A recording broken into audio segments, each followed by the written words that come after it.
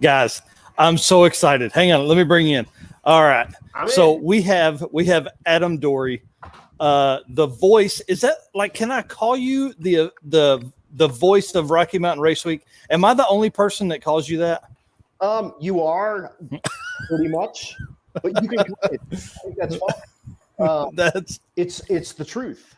It's what's become out of out of having a live stream with this thing and having Bang Shift host the thing, and a ton of people get to watch it. And so I think you're the only person that has told me I'm that.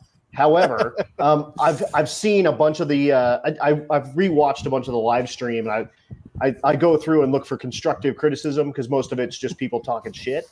Right.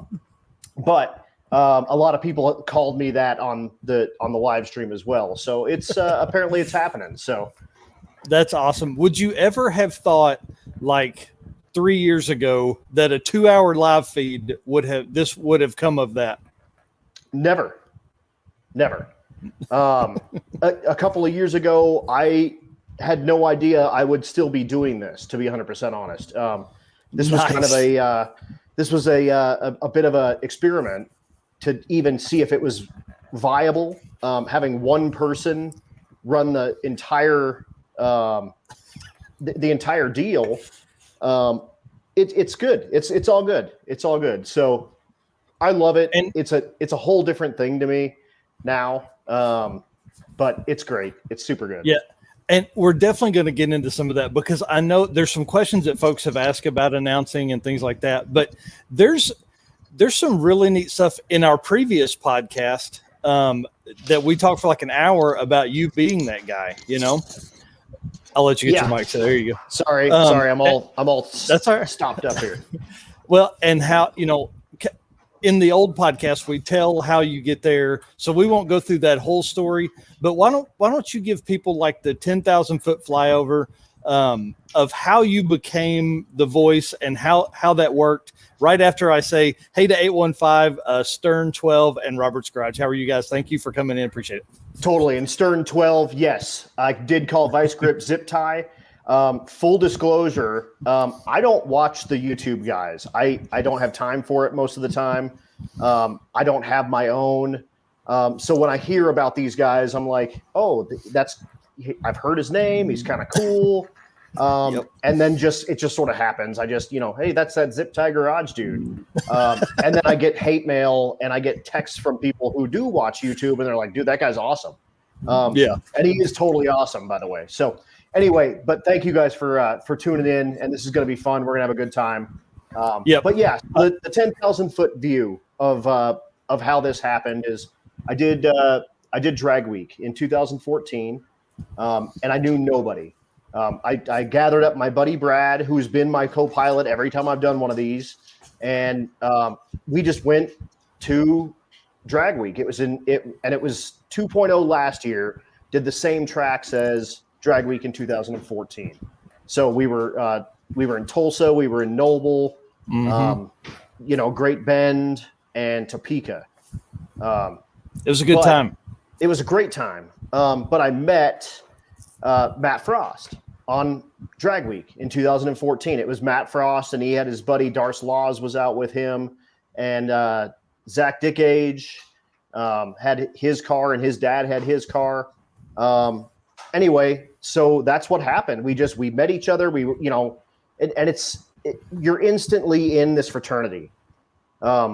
Once you do one of these things, you can race with people for years and years and years and years, and maybe say 10 words to them. But when you're filling up your car at a gas station next to some guy with a 4,000 horsepower Nova, you're kind of on the same playing field. Even though he's got a 4,000 horsepower Nova and I've got a 400 horsepower Malibu, we're both from Colorado. We're both doing the same thing. We're in the middle of all the stuff. So that's what happened. We ended up kind of hanging out a little bit on that and talked a little bit after. And Matt Matt's the brain trust behind this whole thing. He on his way back from drag week said, I want to do one of these. I think we can pull this thing off. And so he did one not 7 months later. Wow. That's I guess that's not true. turnaround. It's not quite 7 months, but we did drag week in September. In July, we were back on Rocky Mountain Race Week. Okay, 9 months. That's still a fast turnaround. Right. That's still a fast turnaround. He sort of pulled it straight out of his ass, to be perfectly honest. He really had no idea what he was doing. He was just kind of trying, I think we can figure something like this out. He had 70 guys show up the first week and had dudes like Larry Larson and Doug Klein and Tom Bailey. And I mean, the heavy hitters, because all of a sudden here's someone doing a drag and drive event, but they're offering cash. And even that first year, he paid $15,000. And this is before No Prep Kings came out, and there was none of these paying lots of money. So it pulled all these guys kind of out of the woodwork. And Doug Klein he famously said, I got second place in a race that pays $0 in second, and Larry Larson, who I paid to build my car, just walked away with $15,000 in cash. Yes. But yeah, no. So that's sort of what happened. And then I competed the first few years, and it just became big enough that I felt like it needed a little something extra. So along a race week in 2017, I just did a bunch of live stuff on Facebook. Just kind of gave people a little bit of a look of the inside of this thing a little bit.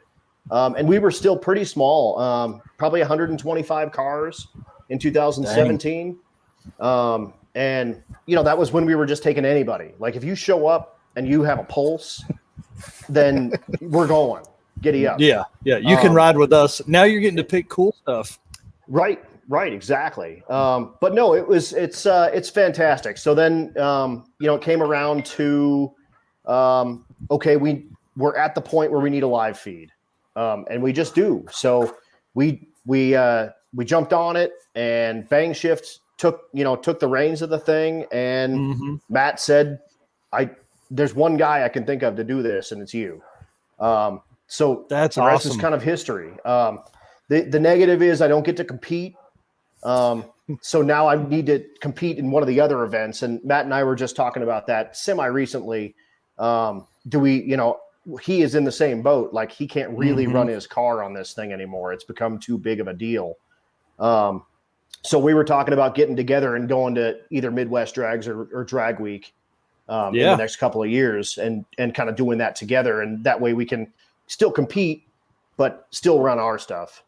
Yeah. Because I was thinking about that earlier. I was like, there's really no way for you to drive something competitive in a fast class and do what you do. I mean, because it would be too hard to have something that fast, but then also, you're working till late, work on the car, and then who would announce while you're making passes? Like you're just going to carry a wireless mic to the staging lanes. Right.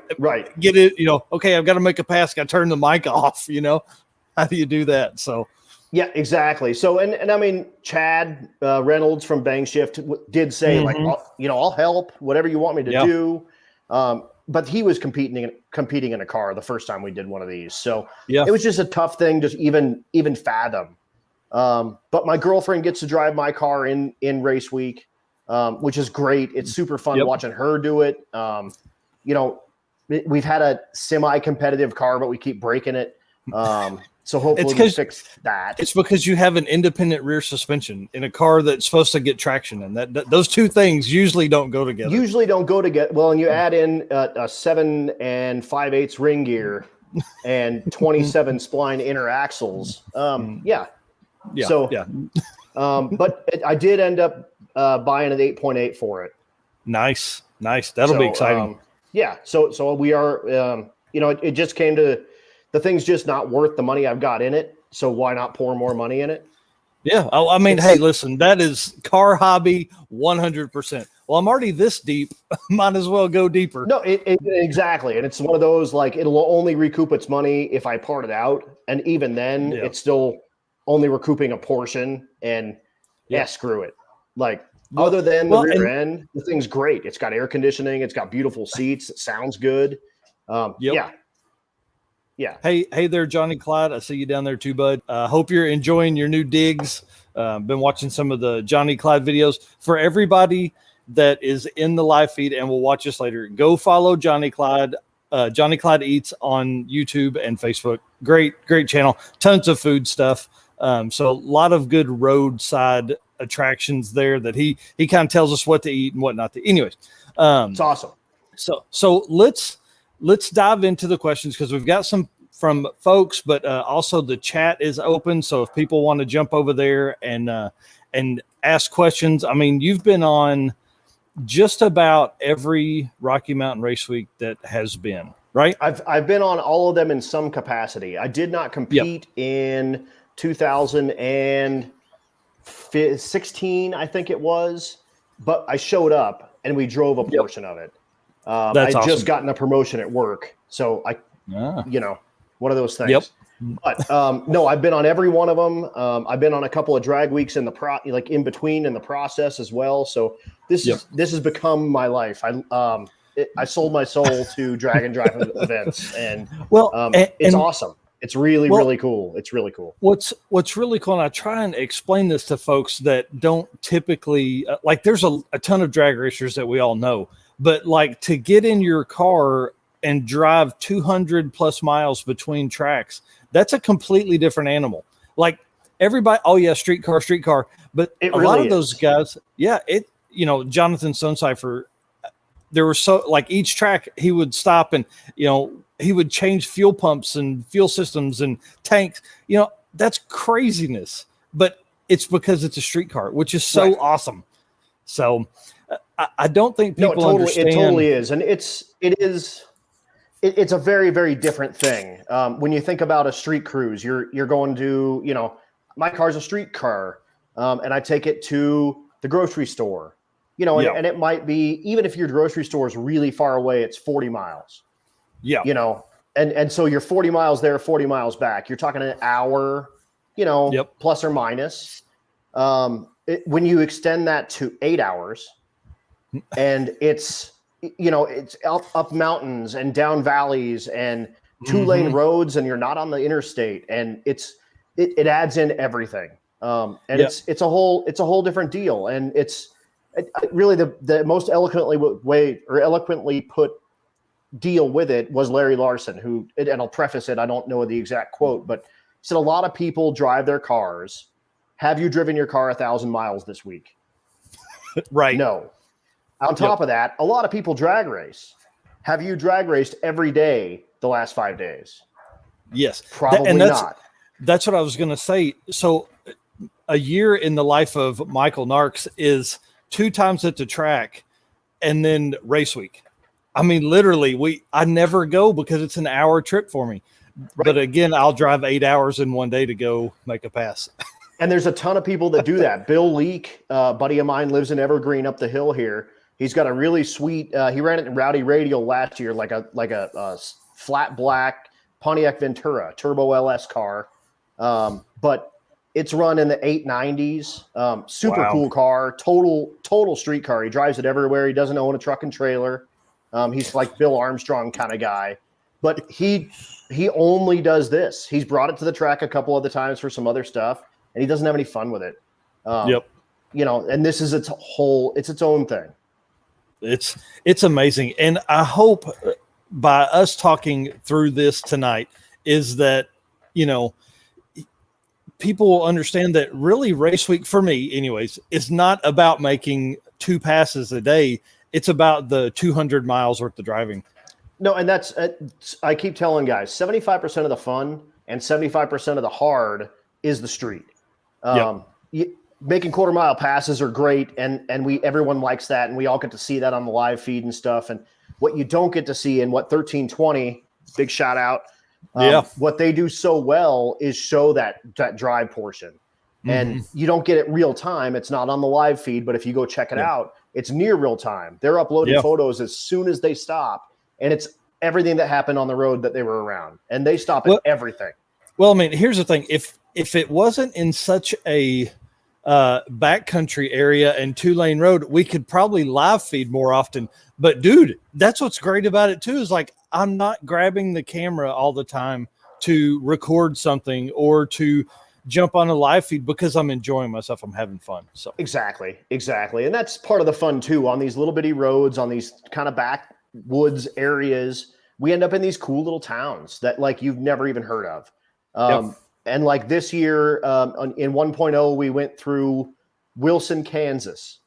I believe that's it. Wilson, yes. And they had the egg. And you've probably seen some of the guys have their picture at the largest Czech egg.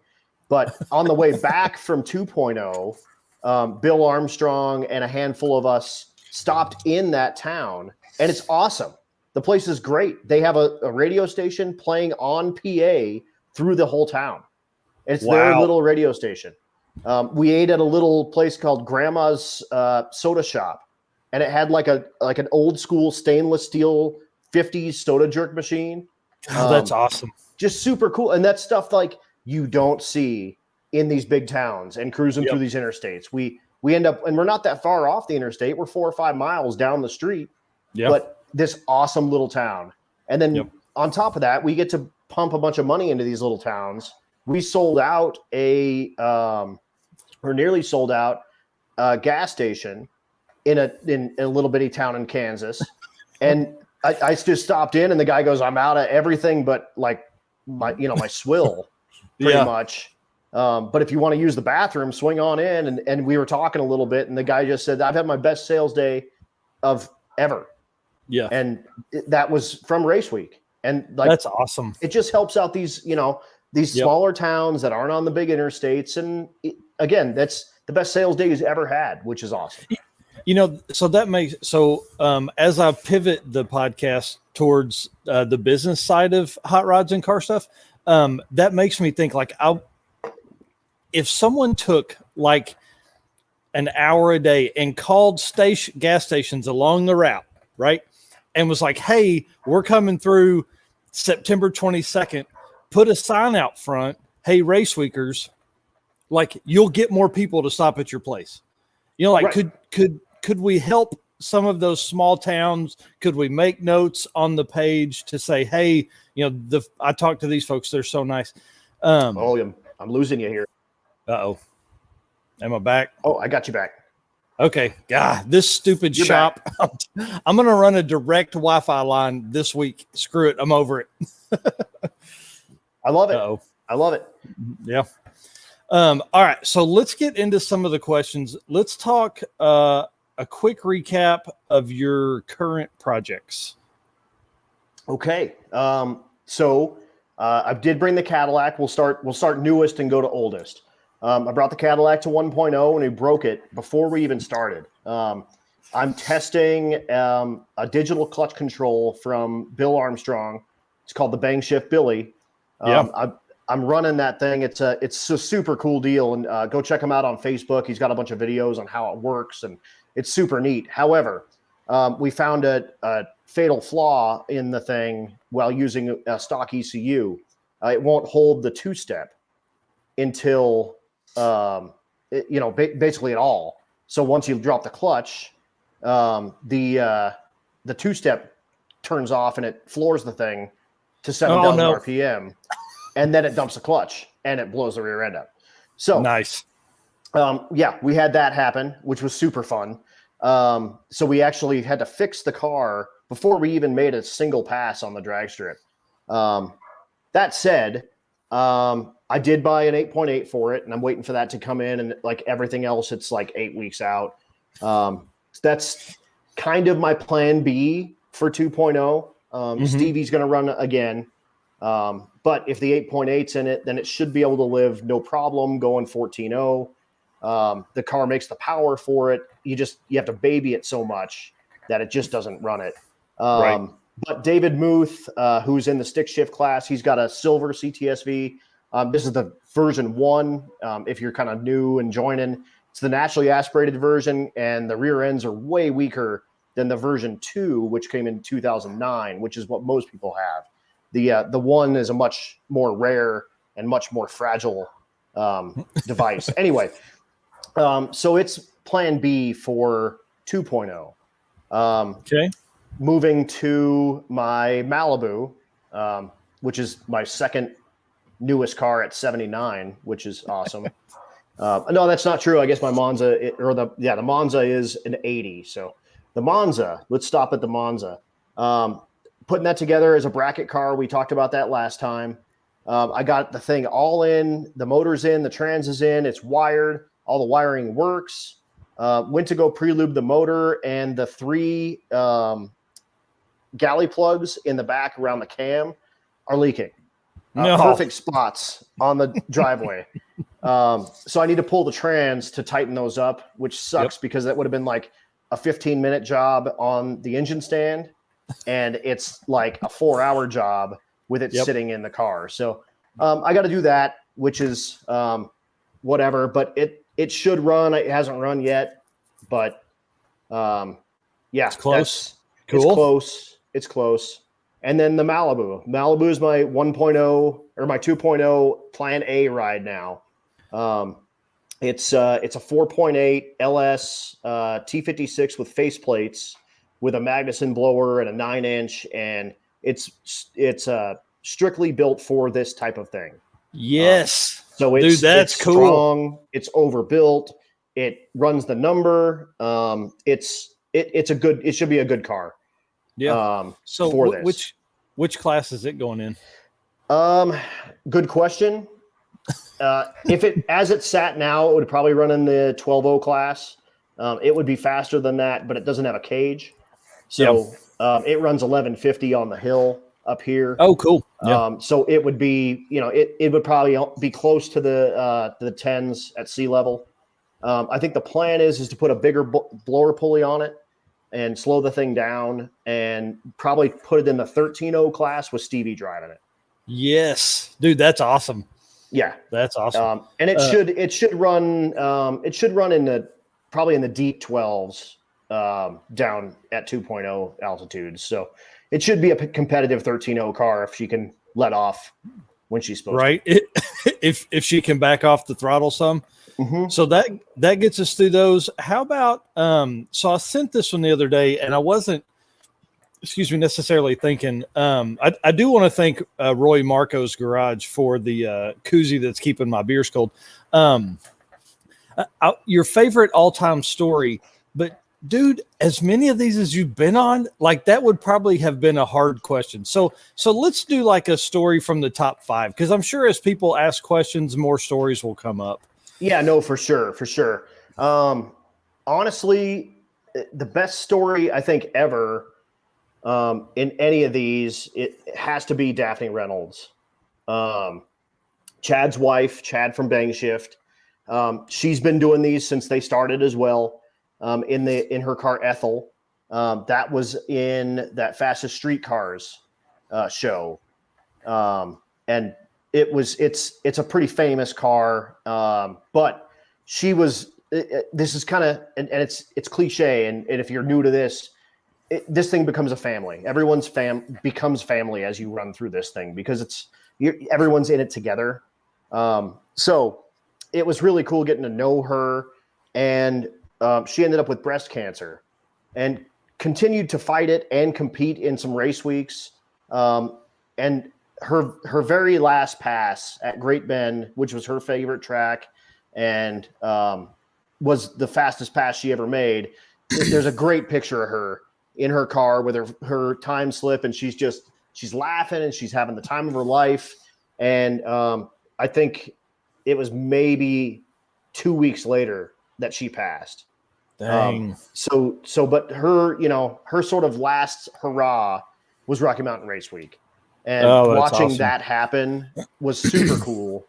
And then mix that with fast forward to last year, Tom McGilton actually made a pass with some of her ashes in his parachute, and his very first 200-mile-an-hour pass had her in the chutes.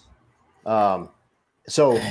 Kind of like everything encompassed with that entire situation is my favorite part of Rocky Mountain Race Week. Man, and what's cool about it is like I want people to understand that have never done it, that are watching this. That's the level of family you become because of race week type stuff. Because that's exactly it. Yeah, because of spending that amount of time, and really like not just that amount of time with people, but that amount of like anxiety and not anxiousness, but like your adrenaline is going all week because you're always on, Right. There's really exactly. not God, that's crazy, man. That's wild. That's a great story. Yeah, That's a great story. And it really is. It really becomes, everyone becomes this big family, and people you never even knew before are helping you out from afar. I've looked at a couple of cars for people that are in the Denver area that are just race week people. Chad Reynolds, I've had stay at my house before. That's awesome. Dan Palmieri, I gave my truck and trailer to take his broken junk to Texas. Louis Flaquette, I gave my truck and trailer to bring his broken junk to Great Bend. And that's just stuff that happens. Like everyone's helping everybody, and it doesn't stop at the end of race week. Yep. For everybody that's watching on Facebook, Dirty Panda says he actually cried when he saw Tom make that pass. So that's how far this stuff reaches. That's why we do all, that's why that's why I do the videos, because I want people to see all the stuff that goes on, but it's just crazy. Dan Palmieri says, and stayed at your house. Thanks, buddy. Yeah, that was a weird deal, actually.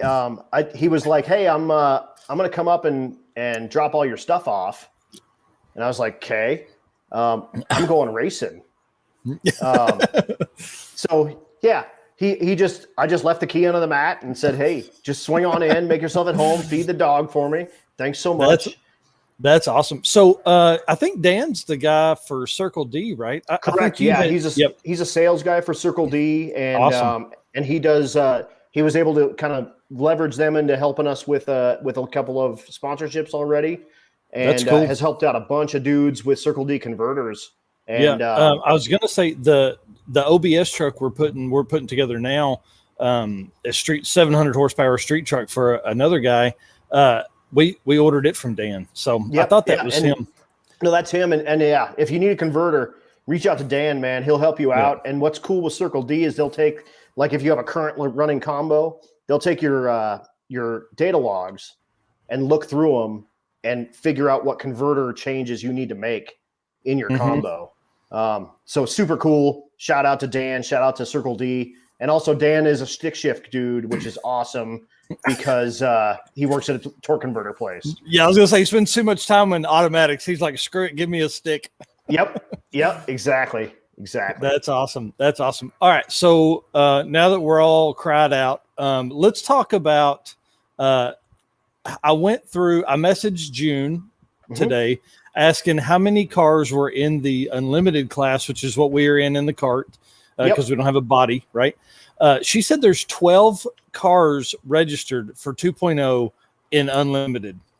Now, that's the biggest that class I think has ever been. And I'm just telling everybody, I'm putting you on notice right now. We're coming for the number 5 spot. So I like that. And everybody in unlimited, get ready. So nitrous and turbo. We had 11 cars on 1.0 in unlimited. And 5th place would have put you at a 1028 average. Ooh, we're not coming for that fast. We're helping some folks break.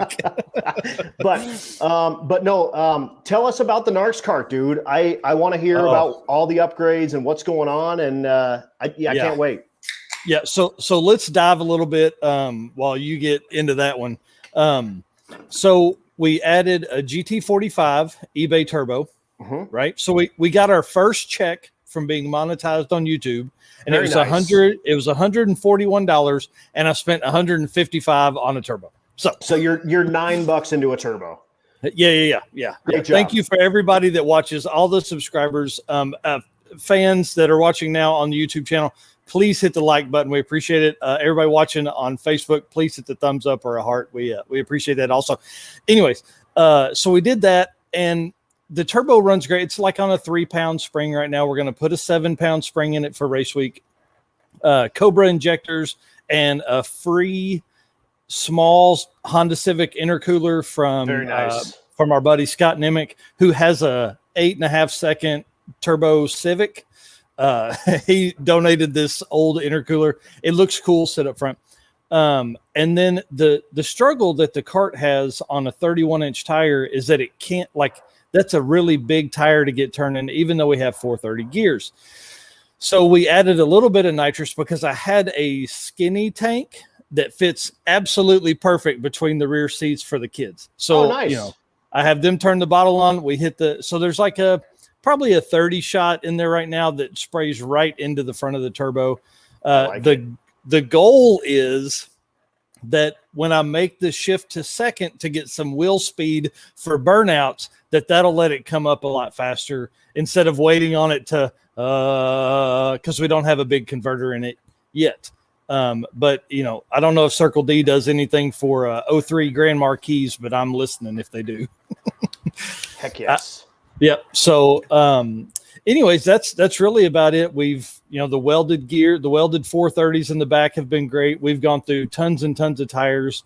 The video season 1, episode 1 drops tonight after this live feed, and it has probably 6 rounds of the burnouts that I did at a burnout competition last weekend. So I have 2 things for you in the chat here. Jonathan Stonecipher wants to know if he gets to test the cart in the field again. No. Okay. No. And Dan Palmieri says, we do. Ooh, Dan, I'll be calling you, bud, because it needs one. And here's what I want.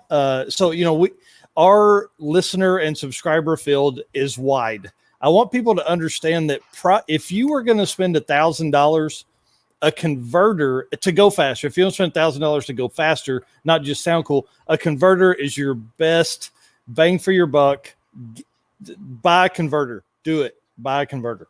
Yeah, and so, honestly, all that stuff needs to work in harmony. I mean, So get a converter, and then figure out what cam works with the converter. Yes. And then, you know, if you have power adders, figure out what power adders work with the converter, and just go that way. Yep. Yeah. And I'm sure at one point I need to have Dan on because I want to go in deep with converter stuff.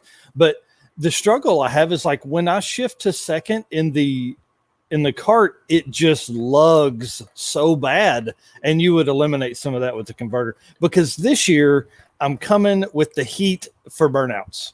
The heat for burnouts, but not 1028. No, it's burnouts, baby. That's all we care about. I like it. Yeah. Hell yes. So, hey, let's talk about slow cars for a minute because I find this the most interesting, and I think it's probably the most fun.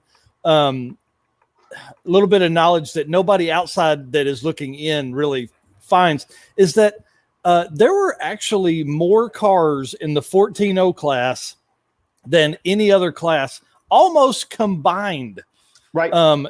So 14.0 for 1.0, 14.0 class had 61 cars. That blew my mind. Yes. 13.0 had 34 and 12.0 had 34 based on what I could find online. That's awesome. It's super so you're awesome. telling, so in that's 125, 130 cars out of 300 in 3 classes. Right. I hope people understand you can, like, this thing is about fun. It's not necessarily about going 850 in Rowdy Radial, you know? Right, exactly. I mean, the 14.0 class was sort of built as we want people to be able to do this thing and have fun with this thing and not have $1 jillion in their crap. You know, 14.0, if you've got like a 4th gen Camaro that has, you know, like a standard, like cold air intake and exhaust on it and maybe a sticky tire, you're there. Yes. You know, even without a sticky tire, you maybe have headers, a cold air intake, and exhaust, and you're there. So the idea with it and what it will always be, and excuse me, wow. Woo. Hey, them beers are good, bud. Hell yes. And moving forward, sort of what it's always going to be is an entry-level class, get you in and get you enjoying this kind of thing. You know, and it's just it because like you said, there's 125, 130 or whatever out of 300 cars in 3 classes. And it's great because it gives you the opportunity to bring whatever you got out and go have fun with it. Stuff your wife in it if she's into that sort of thing. Jam your kids in there if they're into this sort of thing, and go have fun in June or July when they're off. And it's better than sitting around and watching the TV or having your kids' heads jammed in their device. Come out and meet some people and like talk to people and learn about stuff. And you don't necessarily need that 850 car to do that. Well, and what's wild is you talking about that made me think of Eric Englert, Family Man Racing, for everybody that's watching. Yep. Super cool dude. That car is super fast. Like those kids have grown up doing race week now. Right, exactly. And there's a great picture of his son stopping. He said his son was making him stop about every 15 minutes to pee. But yeah, his son's standing behind that 3000 GT. It's an LS swap with a turbo. And it's all-wheel drive this year. Last year was rear-wheel drive. But yeah, last year picture, beautiful. I mean, just kid standing there, pants down, peeing on the side of the road, and he's just like, "This is my race week, man." But still having a blast. Like the Martins, Travis and Amanda brought their kid Kendall on their first race week with Amanda's G8. And they got a great picture of them doing a burnout with a trailer on the back and the kids in the back in her car seat. And she's just having a blast. And that's awesome. That's what we try to get involved with everybody. You don't have to have a bruiser car, and you don't have to have something just insane. You can show up, you can have fun with whatever you've got. And that 14.0, that 13.0, that 12.0 class gives you the ability to do that. Yep. I want some of the guys in the chat on YouTube right now are talking 815 LSX swaps and Dirty Panda. 815, he actually came over and gave me the stickers while we were all standing there. But I think you guys were looking back at Klaus the Barbarian, which is another great Instagram hidden motorsports YouTube channel. Cool stuff. They build a BMW twin turbo car. Is sweet that he built. Yep, he keeps threatening Race Week 2.0, but I don't know if he made it in or not. So we'll see. I hope he does, because they are great people. They let us park up by them for Cletus and Cars Indy. Nice. So which was the maiden run of the turbo setup in the cart. We actually drove it. I think it was 1,200 miles in 3 days. So it's ready to go 100%. I like it. Hell yeah. Yep. All right, before we get into like a recap of 1.0, because I want to find out how you meal prep. Like, are you how do I word this? Hang on. So I said, do you do gas stations? Do you do restaurants, or do you kind of pick up stuff at Walmart and bring your own? Yes, all of the above.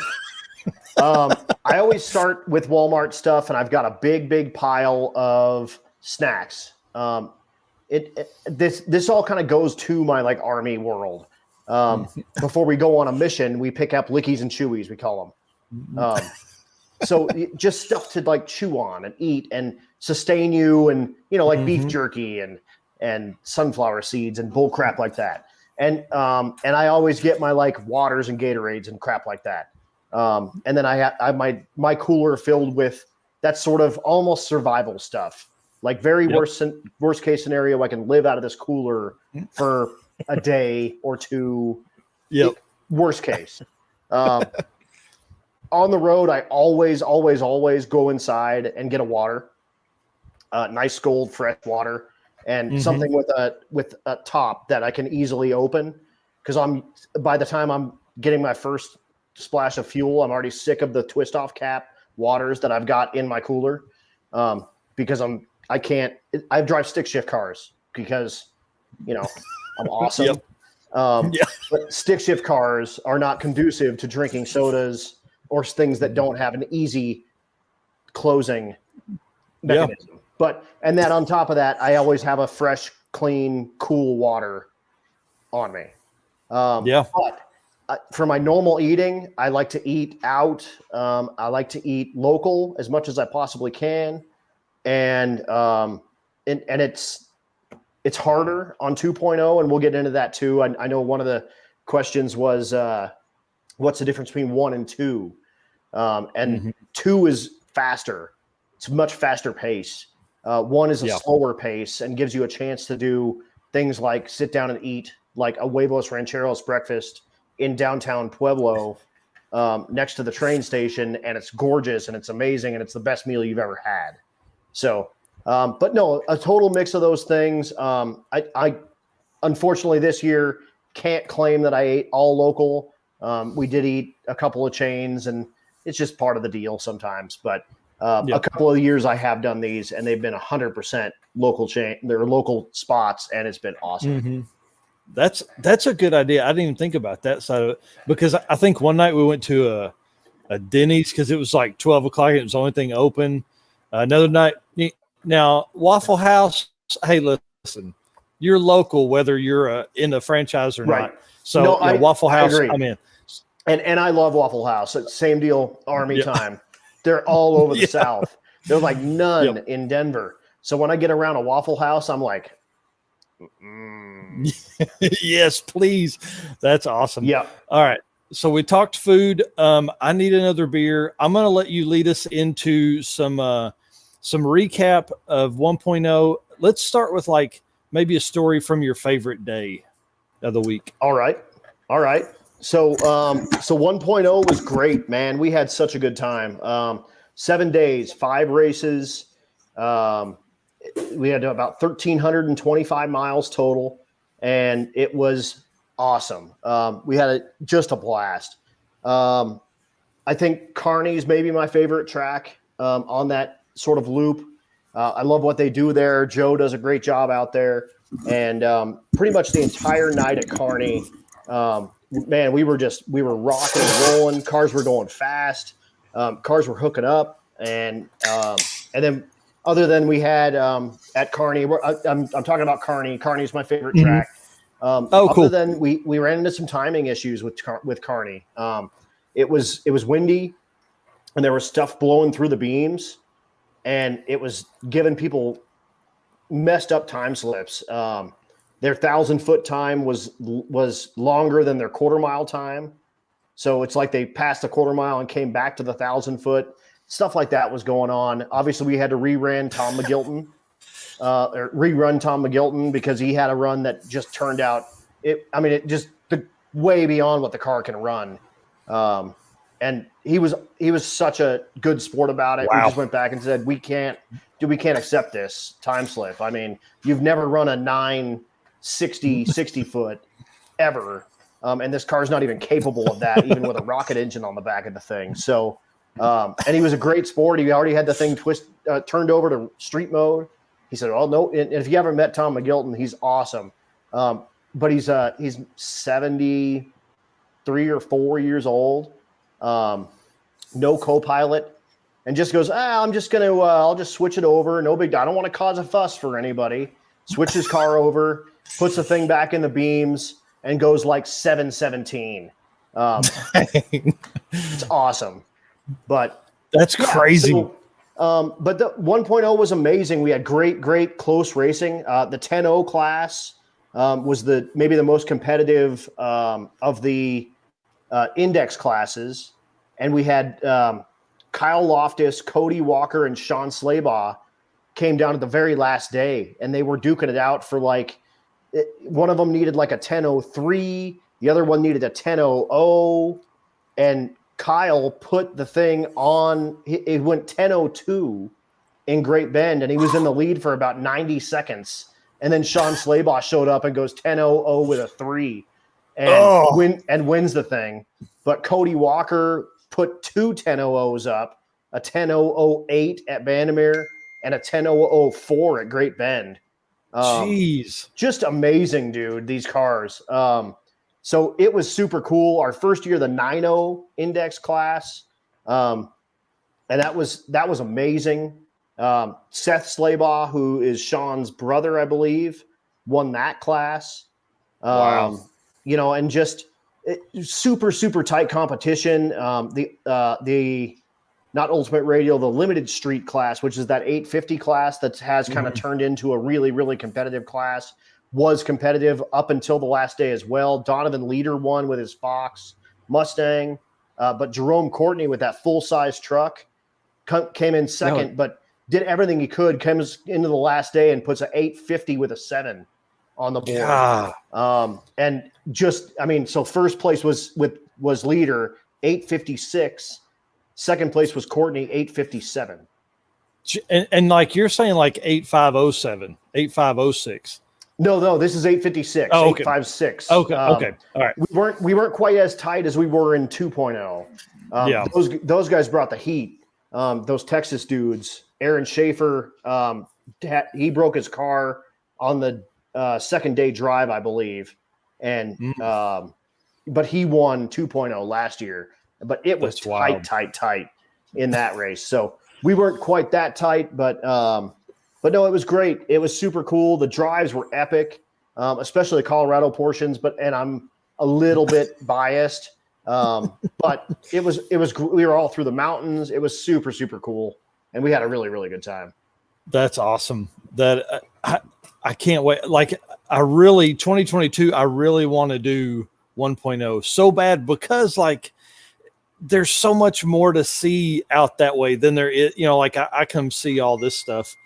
All right, so let's say, how about your favorite car of 1.0? My favorite car 1.0 is it was a twin turbo square body Chevy truck that was on at least 35s and maybe 37s, mud tires, not street. These weren't like racing tires by any means.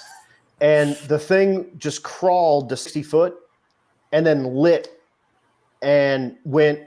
At Bandamere went 11:09 at 1:30 in like a barn door.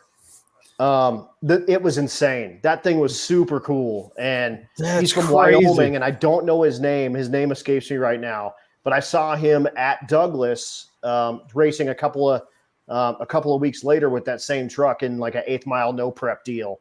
And it looks like a super clean square body Chevy.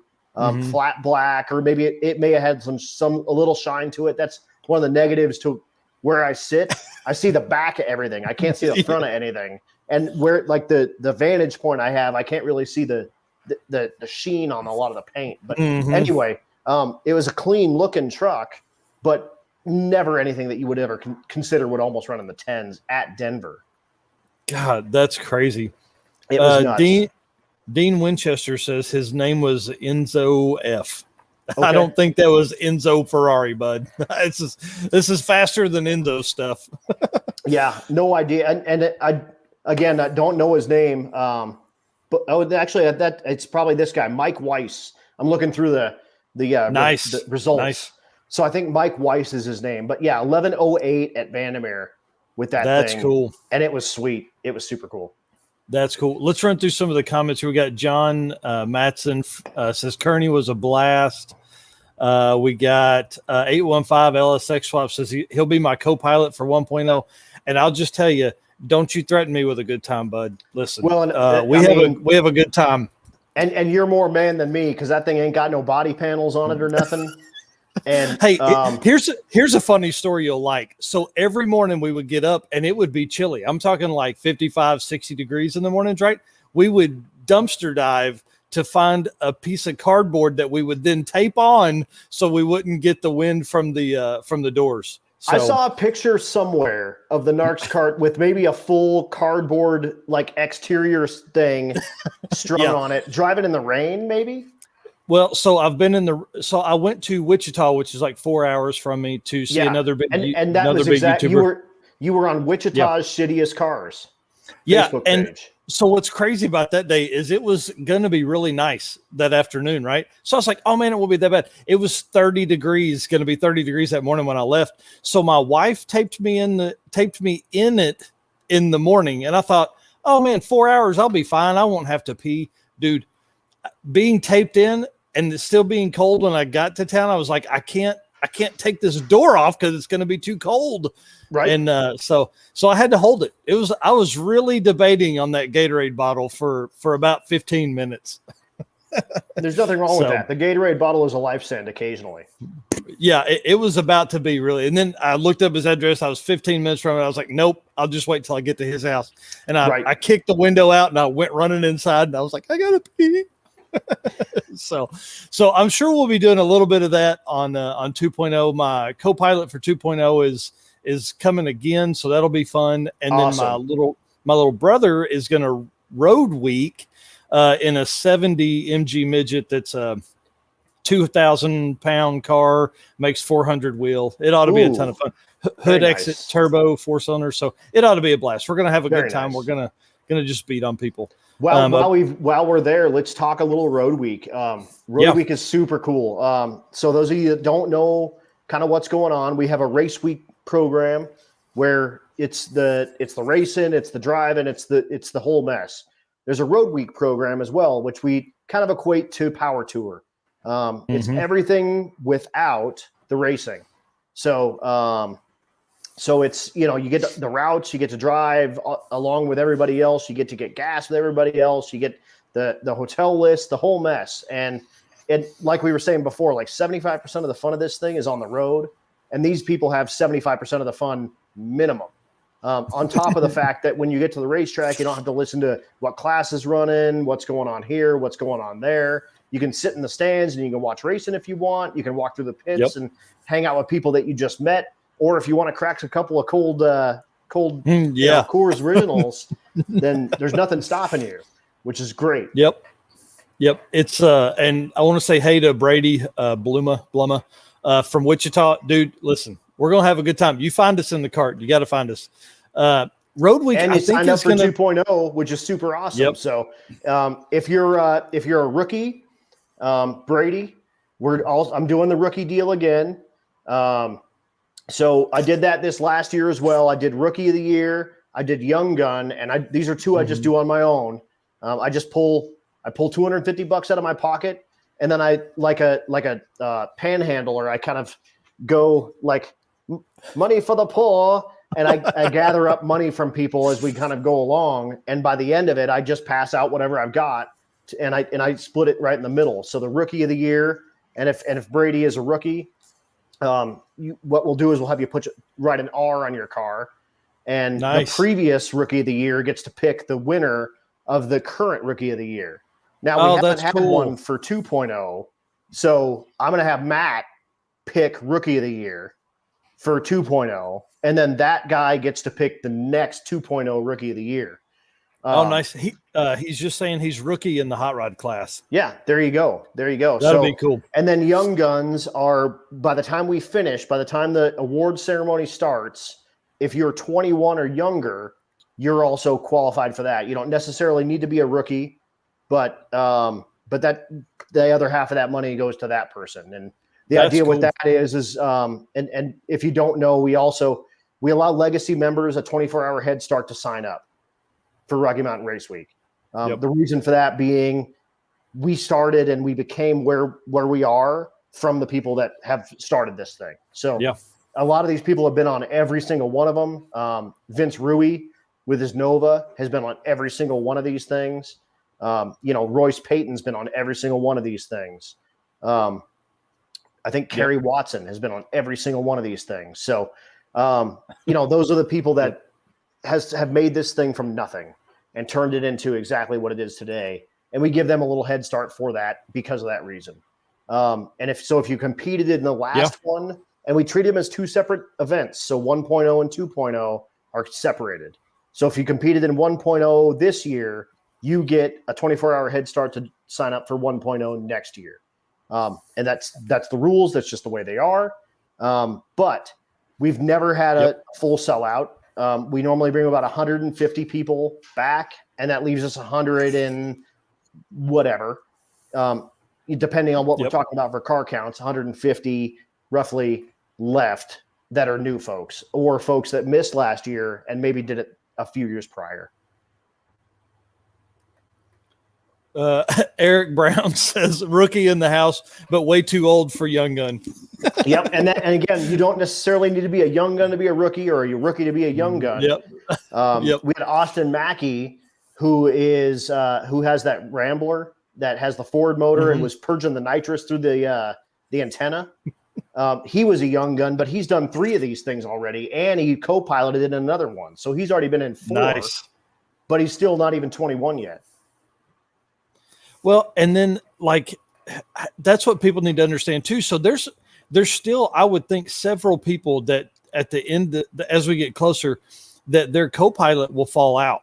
Mm-hmm. So if you want to co-pilot and you want to go, I mean, pay your way or whatever, but offer that up. If you have the opportunity to go, and I don't know if I'd want to spend a week in a car with somebody I don't know, but I mean, if you're on the page, you're already talking with a lot of folks. So I think that's a good idea too.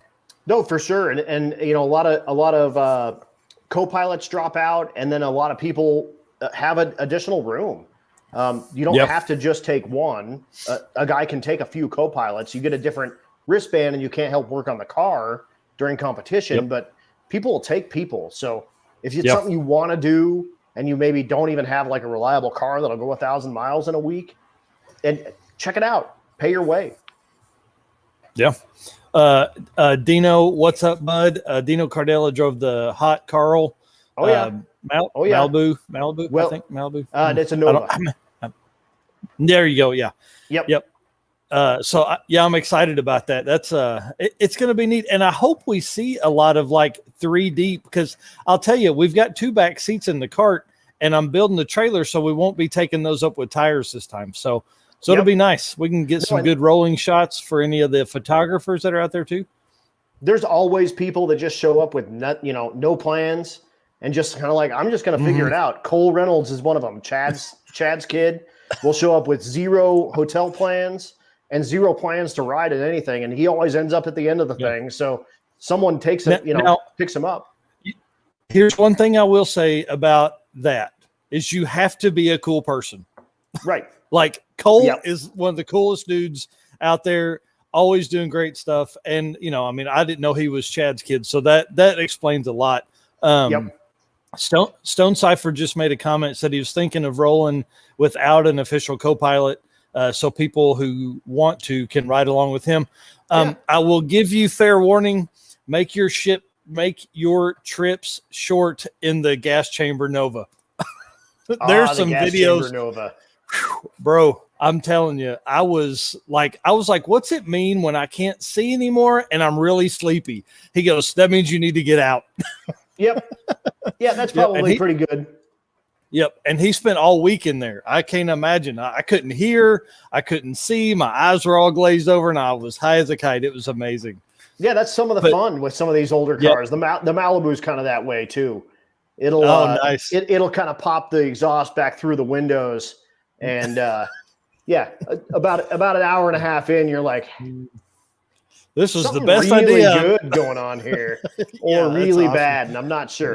Yep. That's awesome. So let's talk. I think we've kind of went through everything. Do you have a restaurant or gas station from 1.0 that you're like, that was the spot? I mean, you kind of mentioned a Pueblo breakfast place earlier. The Pueblo breakfast place was great, and I don't remember the name of it, which sucks because it was awesome. And Bill and I and Stevie ate there with Bill's girlfriend's kid, and it was great. Huevos Rancheros were but right on the money. I don't remember the name of the place. I also don't remember the name of the place of that gas station.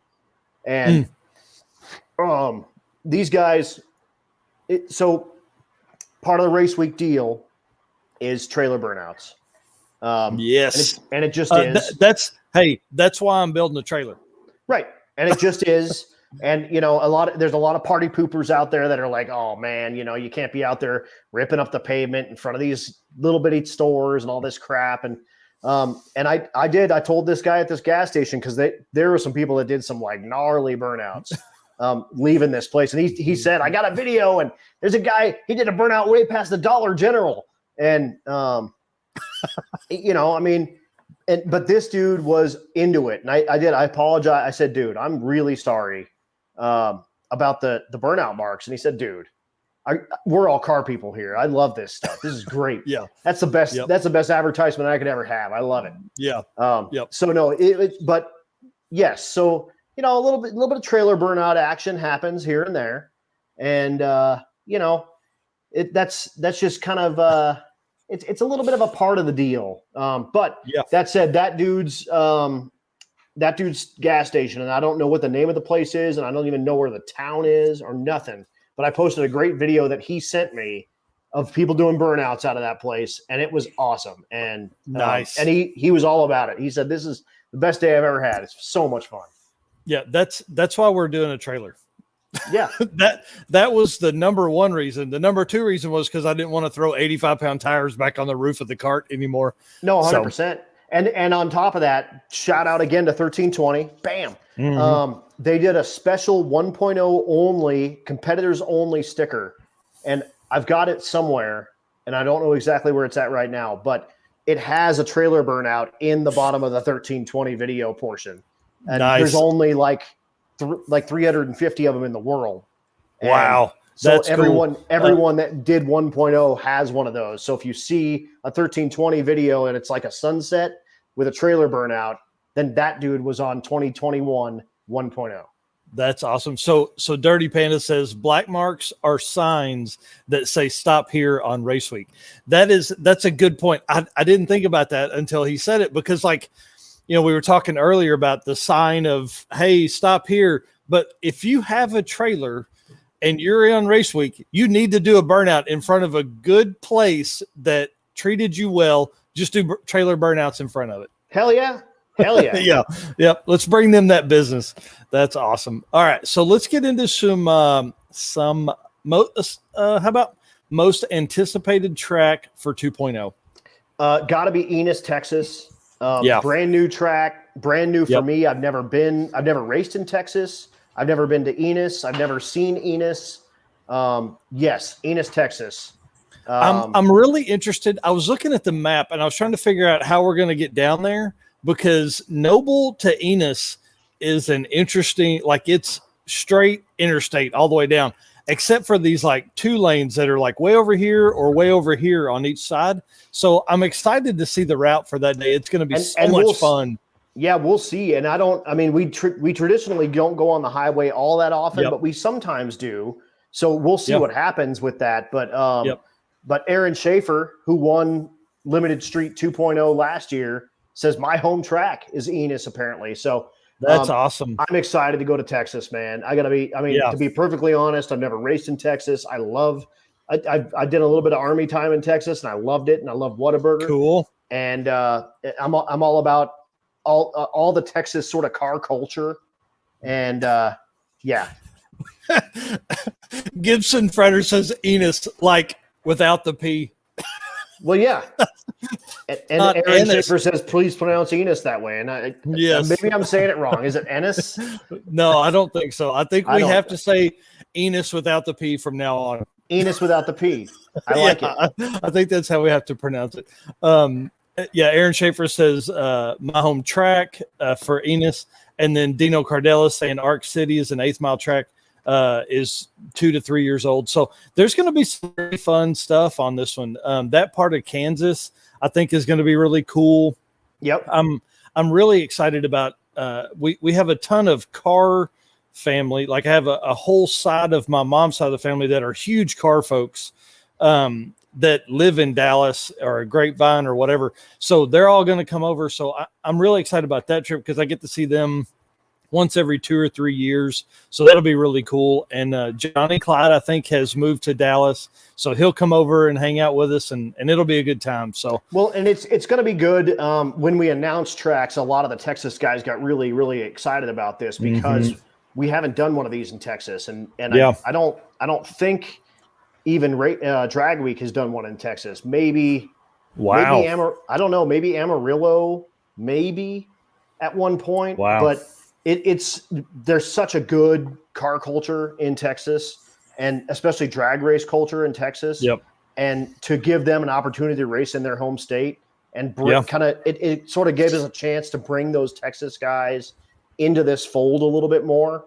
And again, they did 2.0 because it's closer, but no, being able to get into Texas and kind of give a little shout out to those guys was super cool.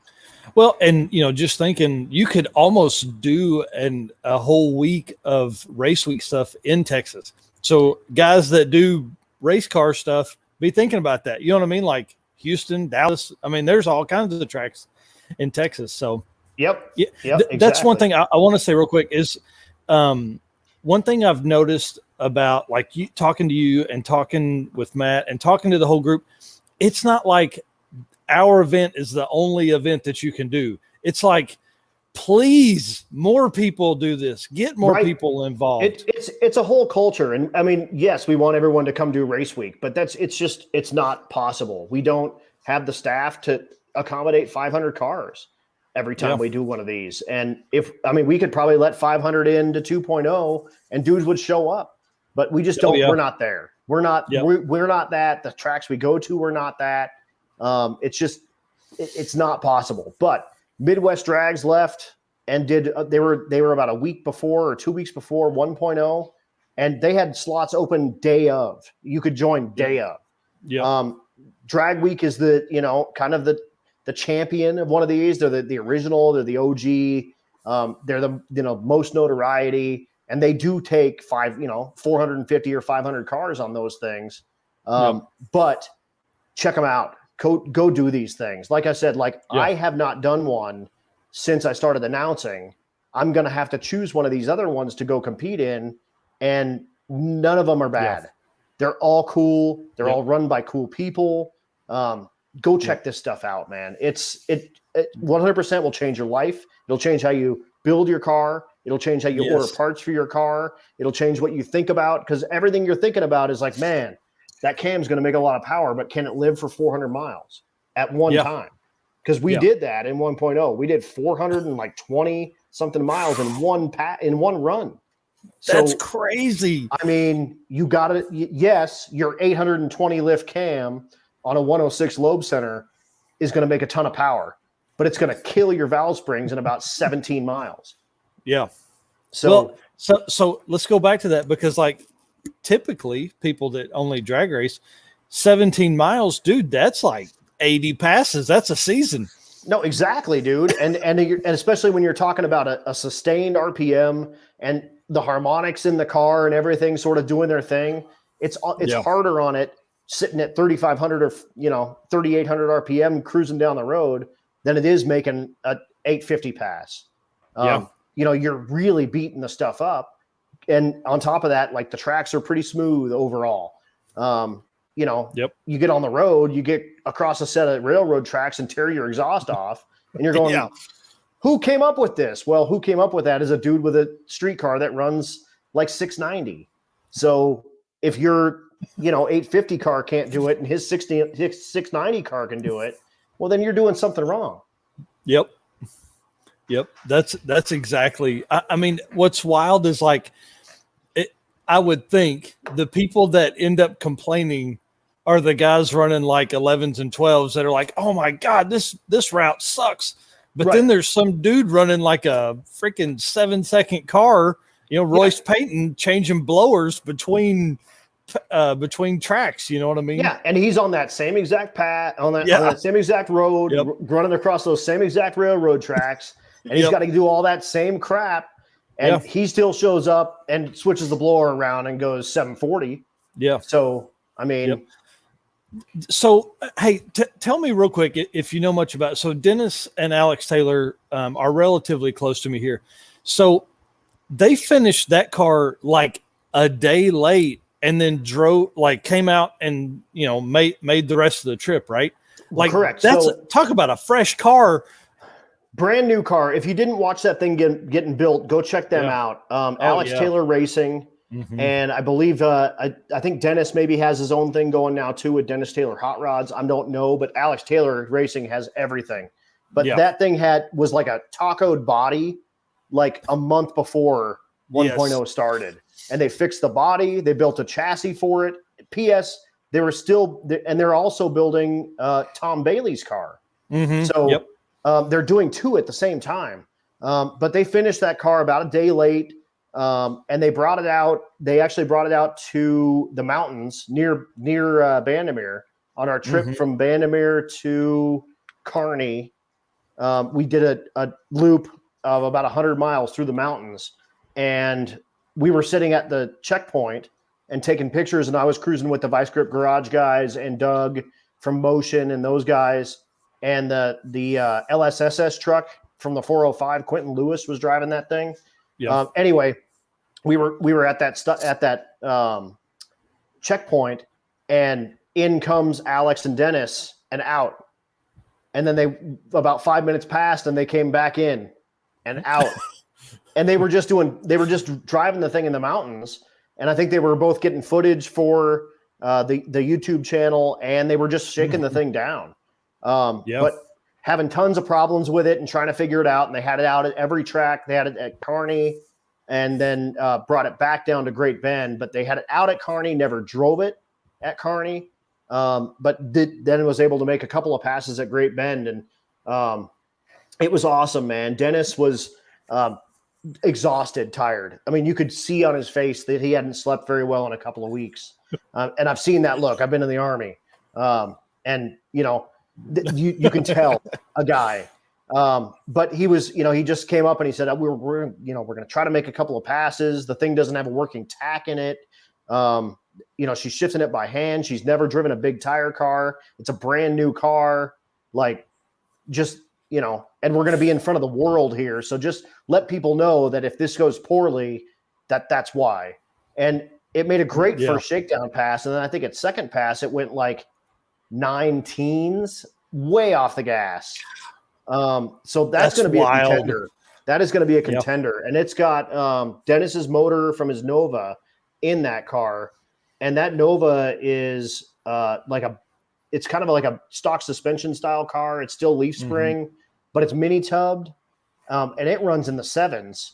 So with a full chassis, with a ton less weight, and with a big tire, I mean, he's going to be capable of really lighting it down.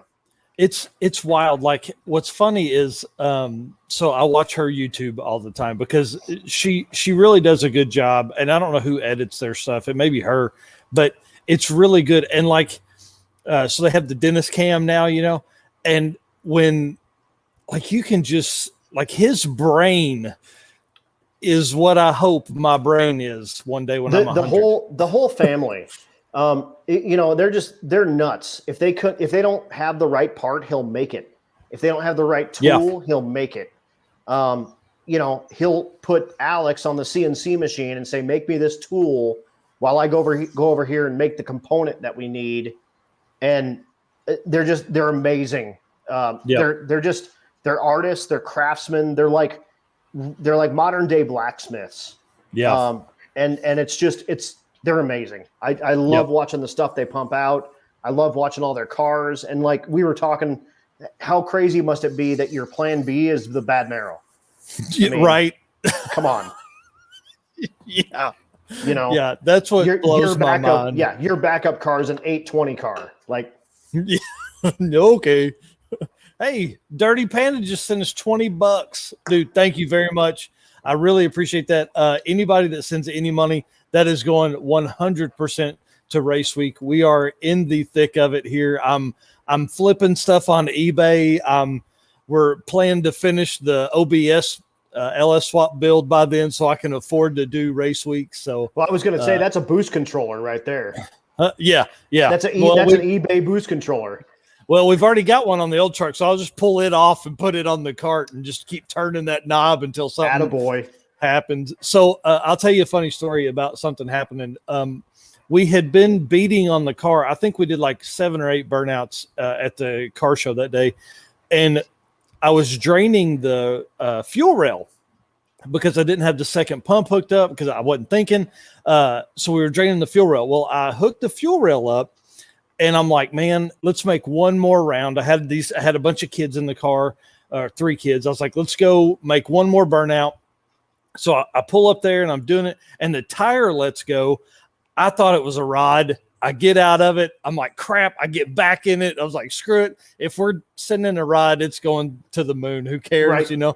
Right. And we almost popped a tire, but completely separated the tread. So it was definitely worth it. The kids had a blast, and I wish I could make some passes on race week with the kids, but I don't think that's safe. Probably not going to happen. Yeah, but we'll be doing burnouts on the road. So if there's kids that want to ride or adults, come on, let's go. That's what I'm talking about. Yep.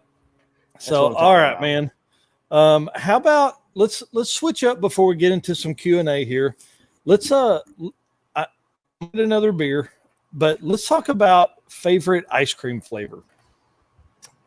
I don't know why you would bring this up. There's no reason to bring up favorite ice cream flavor. No, so I'm a chocolate chip cookie dough kind of guy. Okay.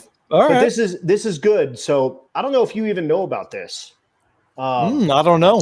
There's some history of me with ice cream. Okay. On race week. Even better. Yeah. So, and there's picture evidence of this. If you're on the RMRW page, you can find this. But it was, I think, 2017. It was as hot as it was on race week 1.0. It was 100-degree days. It was insane. It was hot. It was just, no good. And we stopped at Brahms because that's what you do. And I got some ice cream. And I walked outside, and it was so hot that it was just melting all over my hand and all over the ground, and I couldn't eat it fast enough.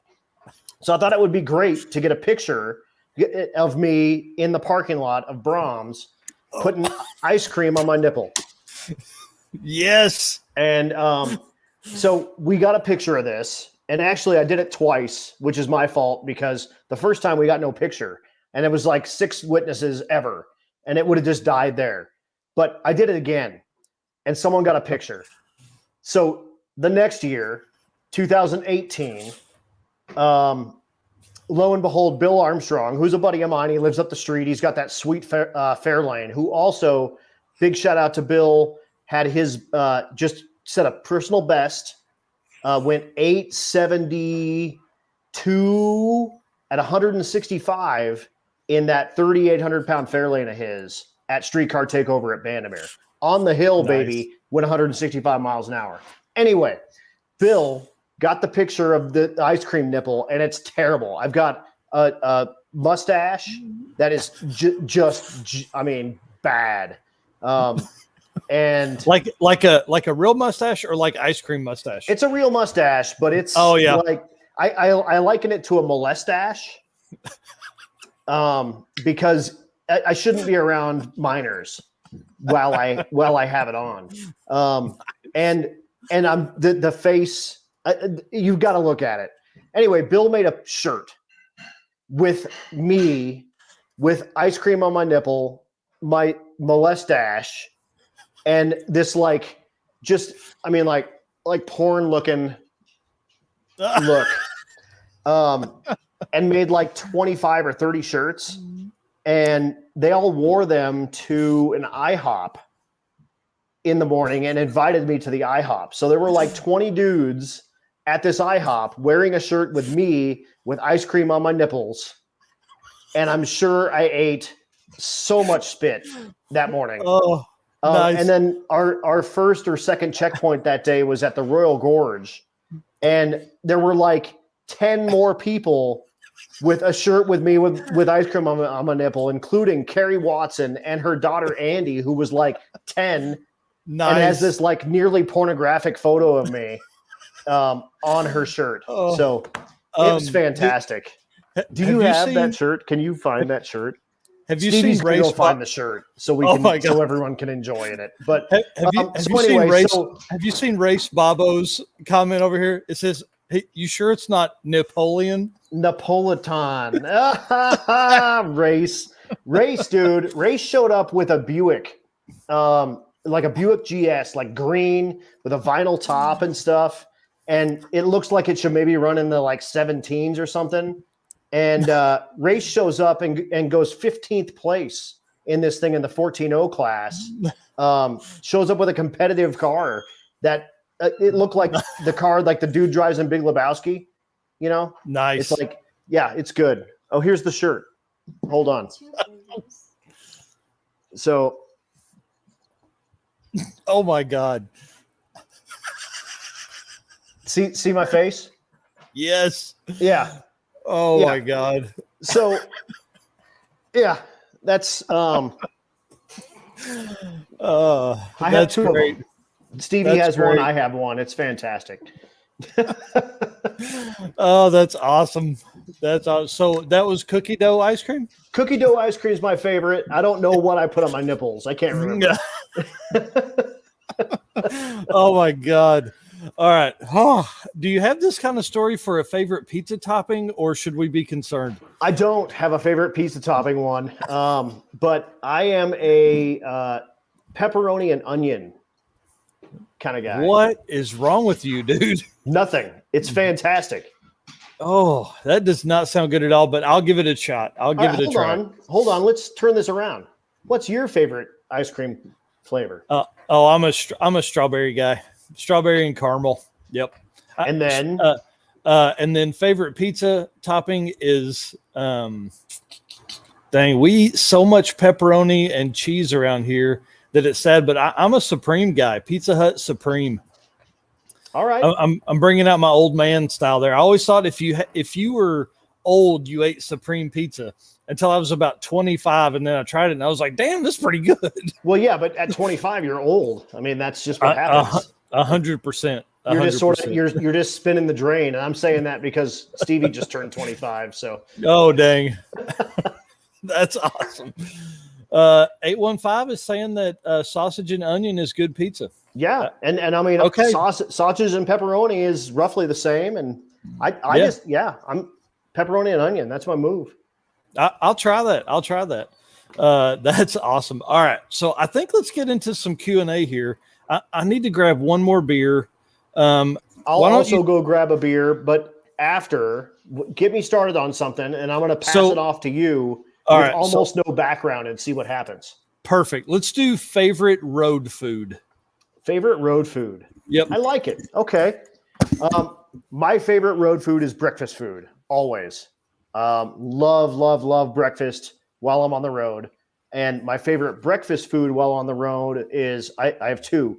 Huevos Rancheros, which is fantastic, but you have to get the eggs one step undercooked where you like them because they're always sitting on top of hot food and they cook a little more. So over easy, well, I normally eat over medium. All right, boy, that sounds delicious. Your favorite road food. Perfect. I'm a oh God.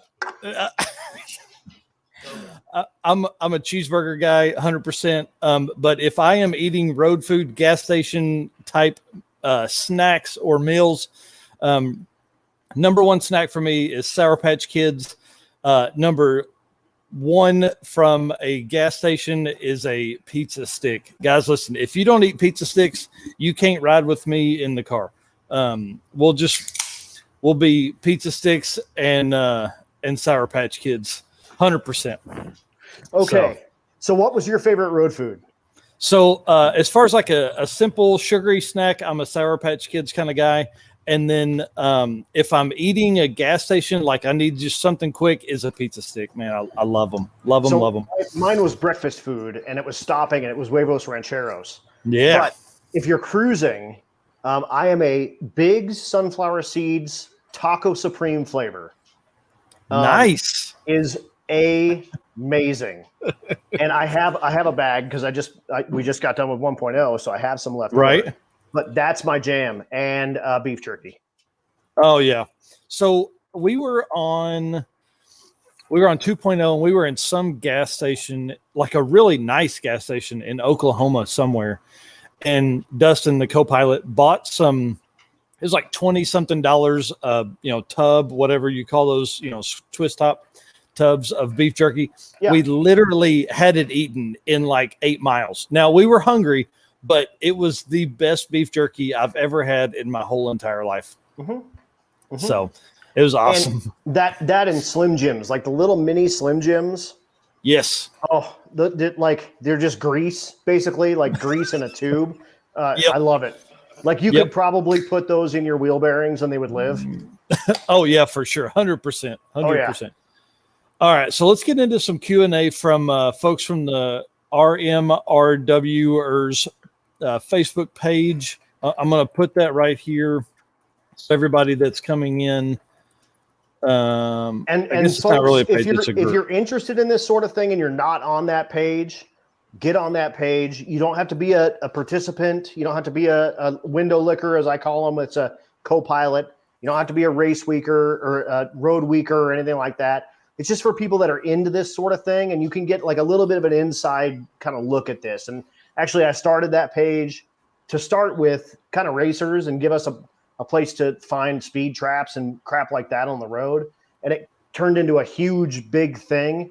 And rather than try to choke it down and try to keep it as like its own thing, I created a little bitty participant page that has like nothing happening. And then this RMRWers page that has everything happening still. Yep. But go check it out. It's super fun. I don't do it for any money or any crap like that, but check it out and join that thing. And the only thing I ask, I'm the moderator. I'm the admin as well. I let you in. If you don't answer the questions, I don't let you in. So answer the questions, and you just have to say something. Yep. They're pretty easy questions. It's just 3 of them. So anyway. Yep. Yeah. And one of the biggest benefits to that group is that like people are posting, and it's about Rocky Mountain Race Week. It's about this lifestyle. It's about these events. So, leading up to it, it's, hey, I'm getting ready. But then the week of, it's insanity. Hey, I need this. Hey, I need that. Hey, I need this. So, always make sure. I think in one of the Facebook settings, you can make it a favorite. So it'll show you updates and things like that whenever you are in there. Now, I will say it saved us.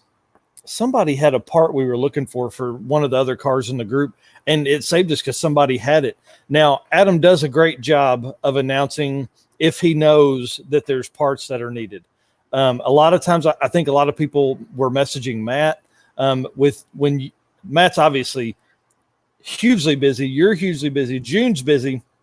But I would, in my opinion, the dude with the microphone probably needs to know you're the one looking for parts. So, am I okay to like ask if folks are on the trip to maybe send you a message? Hey, we're looking for a wheel bearing for a Fab 9.9-inch for a Nova. Seeing messages, that's good. I like that. That's pretty good. That's a Jonathan Stonecipher little dig there. Well, no. Hey, the wheel bearings out of that thing, and it turns out that I had them at my house and mailed them to him when we got back.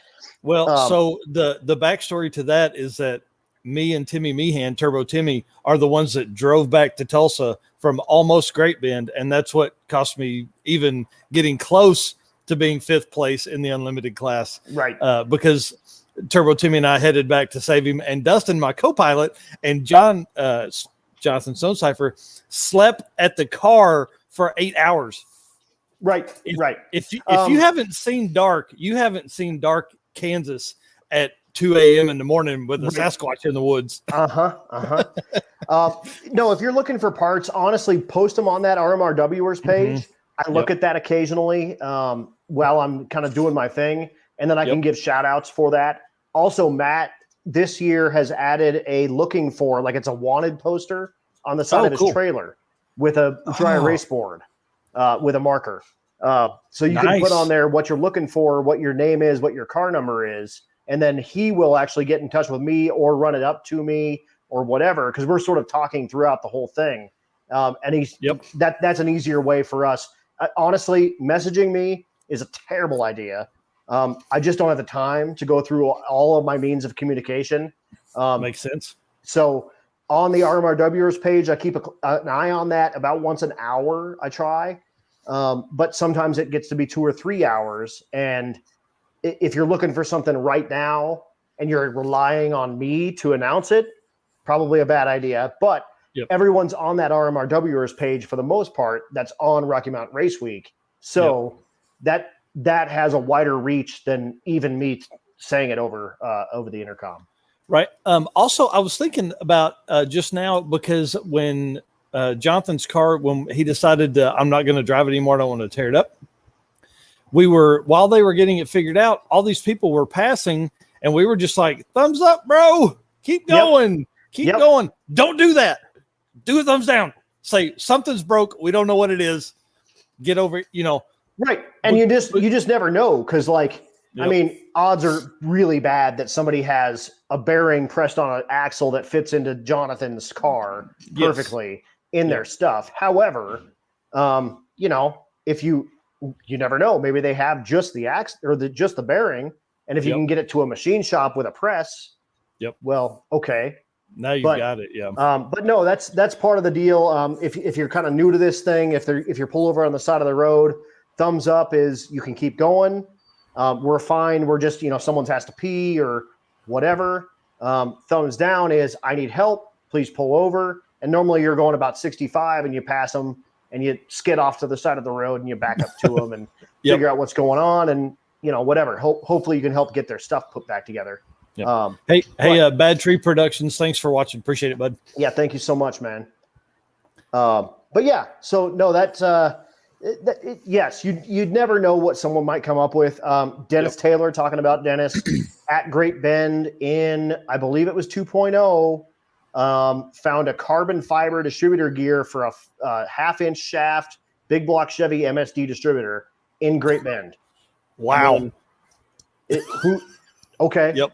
Whatever. Someone had one and he kept going. So, the amount of stuff that people have just kind of sitting around, and especially in these little towns close to racetracks, are pretty astonishing. Yep. And then, again, messaging you, that was a great way to word that, because messaging you, let's say it took you an hour to get to that. During that hour, if you post it on the RMRW WERS page or the participant page, there's a co-pilot looking at that stuff. Yep. While you're going along. So for sure. So that's a great point. All right. And kind of, even if it's not you, it's somebody in your group knows maybe you have that thing. And they'll walk over and say, hey, do you have that thing? Yep. Oh yeah, totally. Jonathan Sonecipher says Dustin Prince, who was my co-pilot, said is in need of Sasquatch spray. Dale Gebhardt had a bearing in his trailer, but didn't know and was having struggles of his own. That's 100%. That's the name of the game. Yep. Because Great Bend was day 4. Guys, listen, we were up 22 hours on day 4. We got to the hotel at 4 a.m. and slept for 2 hours and got back up and rode on. And started driving again. Yeah. We literally drove. It was 230 miles. We drove almost 650 miles on day 4 because we drove almost to Great Bend and then to Tulsa and back. Yeah. So, yeah, exactly. Yeah. And that's what happens. And Dustin Prince, literally, I think him and Jonathan cuddled for a little while to keep warm. It happens. It happens. Yeah. Sometimes you got to, I think they were laying on blankets on the ground. What happens at race week stays at race week. Yeah, especially what happens in the middle of Kansas at 2 a.m. Listen, you got to stay safe from the Sasquatch. Yeah. All right. You ready to do some Q&A here? Let's do it. All right. So Justin Calkins asked, what tracks are on your wish list for Rocky Mountain Race Week and why? That's such a good question, man. Every track I've seen, that's some of the advantage to one of these drag and drive things is you see tracks you have never seen before. And a bunch of them, especially if you start in an area where you're not in. And my sort of bucket list track before I started in on all this stuff was Indy. And I got the chance to race in Indy in 2016 on Rocky Mountain on Drag Week. I brought my car. I blew it up day 2. I broke the transmission. I got a transmission from another drag weeker, but I was out. I had towed the car to his shop, put the transmission in it, towed it to Indy with a dead alternator, and made a pass at Indy because that was the entire reason I made the trip. That's awesome. It would be cool to see Rocky Mountain Race Week make its way through Indy because It's Indy. It's the U.S. Nationals. Right. Great Bend was the space of the first U.S. Nationals, and Indy's the space of the current U.S. Nationals. So I think it would be super duper cool to go check that out again. Honestly, there's so many cool little tracks, especially like talking Texas, like the Gut in Texas is a crazy itty bitty little track with like steel guardrails, and like you might get stabbed if you go there, but I want to race it someday. Yeah. So yeah. Race says the Ozarks in 2018. Dude, the Ozark track was so cool.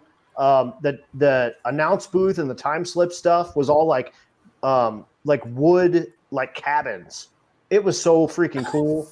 That's cool. It was awesome. The Ozark track was freaking amazing. And yeah, Yellow Belly. Yeah, that's what it's Yellow Belly. Totally. Dirty Panda. That's awesome. Anyway, That's so awesome. so those like kind of three for all different reasons. Again, Ozarks was super cool that we have done. Indy is cool that I have done, but Race Week hasn't done. And Yellow Belly, man, just because we're a little gangster. We run a little bit of kind of some smaller gangster tracks, like Pueblo's a little gangster. Yellow Belly would be a little gangster. I think that'd be fun. That's awesome. All right. How about, let's see, we got Steve Carlton asks, how do you manage to stay so grounded being as sexy as you are? Steve Carlton's a good buddy of mine, man. I am a Steve Carlton fan. Steve got his start in motorsports photography the same year I got my start in motorsports announcing. Douglas Motorsports Park, Douglas, Wyoming. I got an opportunity to announce, and that was my first chance at announcing, and I actually got paid for the summer to announce at Douglas. And Steve was kind of like, hey, I want to maybe get started into like doing a little bit of motorsports photography and having some fun doing that. And I just don't know how to get started. And I said, dude, drive to Douglas. It's a 4-hour drive, and you can do whatever you want. Because again, a little bit awesome. Gangster. Douglas is a little bit gangster too. Wild, wild west a little bit. Anyway, Steve is a great friend of mine, and super cool dude. We won't hold that against him. That's right. But how do I stay so sexy while being grounded? It really comes from Stevie. My lady does it all. And that's awesome. And it comes from that. But he actually asked a good question, like an actual serious question, a couple of down. So ask me that one. I don't have it in front of me. Yep. So we'll stay on him. He said, as a track announcer, is there anybody that you pattern yourself after, or would you like to announce with, given the chance? Such a good question. So I got a chance in Douglas to announce for a National Open race. And it was a couple of weeks before the Mile High Nationals at Vandermeer. And I got to actually announce next to and with Bob Fry, which was super awesome because I woke up on Saturday mornings and would flip on the TV, and it would be the NHRA races, and Bob Fry was the announcer. So it was super cool actually standing next to Bob Fry, who is actually a super short guy. He's maybe 5'2" or 5'3", and he was kneeling on a chair and announcing Super Comp races. And I was like a kid in a candy store. I was having it was like, a lot of people kind of have their heroes with their stuff. And I never thought I would be like an announcer and have an announcer hero. But that dude, it was super, super cool watching him in his element, kind of doing his thing. And it was awesome. So I got that chance, and it was super cool. On top of that, maybe the best announcer that's ever lived in the history of announcing was here at Vandermeer Speedway, and he's actually since passed, unfortunately, Bruce Kamada. He's announced a ton of Division 5 races, and he was our local announcer here, and just an awesome dude. And a lot of what I do is stuff that I've just heard him doing through the years, because I raced with him announcing my races from about 1997 until 2010 roughly. That's awesome. And so everything kind of that I do has a little hint of Bruce Kamada in it. And just because that's what I grew up knowing. And that dude's awesome. Yeah. And rest in That's peace, cool. Mr. Kamada. And we miss him a lot. That's awesome. That's a great answer, dude. All right. So, this one's hard. Let's go to Brian Glover, because we talked about this a little bit ago. He said, he asked 3 questions, so we'll ask it all at once. He said, what's the most significant difference between 1.0 and 2.0? Mm-hmm. Is there a difference in the field of cars, and the biggest hurdle for someone doing both? Let's wait. Let's hit the first 2. So, significant difference between 1.0 and 2.0, and is there a difference in the field of cars? So no difference in the field of cars. The field of cars is pretty much the same. And actually in 2.0 last year, which is our first 2.0 event, was our most competitive event, which was super, super cool and very unexpected, to be honest. We'll have the same number of cars roughly, but the biggest difference is the time frame. 1.0 is and always will be 7 days. We have drive days for our east-west routes because they're just so long. For 2.0, it's 5 days. It's built like drag week. So it's every day is drive and race. And it's the tempo of the thing, the cadence of the thing is totally different. The feel of the thing is very different. It's not as laid back. 1.0 is set in the time frame that it's set, June or July, because you can bring your kids. 2.0 is set in the time frame because it's where we can get tracks. It has zero to do with being able to bring your kids along with anything else. It's just, here's tracks, let's go race. The biggest difference that I think I'll see that I have seen in preparation is the night racing. That if you hit your first good pass when we open the track at 3 or by 5 o'clock or something like that, you've got a good pass. More people leave. Yeah, and we'll actually hit the road and or go back to their hotel and rest. On 1.0, more people will stay and race and continue to race throughout the night. 2, people will either get on the road and get half of the drive done or go to their hotel and chill. So in 2, we have a lot more really competitive cars in later, where in 1, we have every car in later. Yep. So let's talk about when you say that. Sorry, and I'm thinking of the Dirty Panda answer over here, because he's asking how would he get involved? How do I get into doing race-based work? And I was thinking pick a niche like wiring. Like if you can wire, you're gonna be as busy as you want to be. Don't do it all. Anyways, so because I really want to do 1.0. I really wanted to do 1.0 this year, but I can't do 1.0, 2.0, and a family vacation. I have the vacation time at work. I just don't have the money, right? So for 1.0, are you saying like, because I know there's 2 drive days built in, but does that equal the same kind of, or does that equal a different time frame for when the tracks are opening? Are you not racing at night on 1.0? We'll have 2 nights where we don't race. So we just have a drive day. Yep. And then we don't race till night, so we don't actually race until the next 3 p.m. So when you turn in your slip, say it's midnight or whatever, or whenever we close the track at 10. 10, yeah. Yeah, you turn in your slip. You theoretically don't need to be at the track until 2 days later at 3 p.m.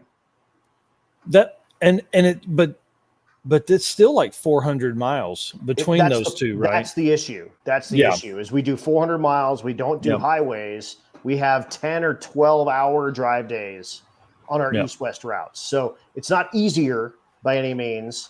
It's just different. That's a great point, because like Wendy Martin of 301 Streetcars, love that whole group. She is the mama. I'm going to tell you, she's my race mama. She's a lot of race mamas, by the way. I mean, yeah.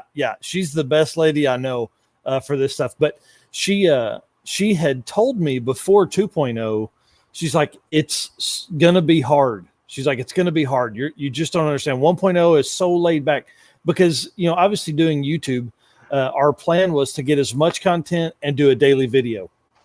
I literally did not understand that we would leave at 6 a.m. We wouldn't be to the hotel till 11 p.m. at night.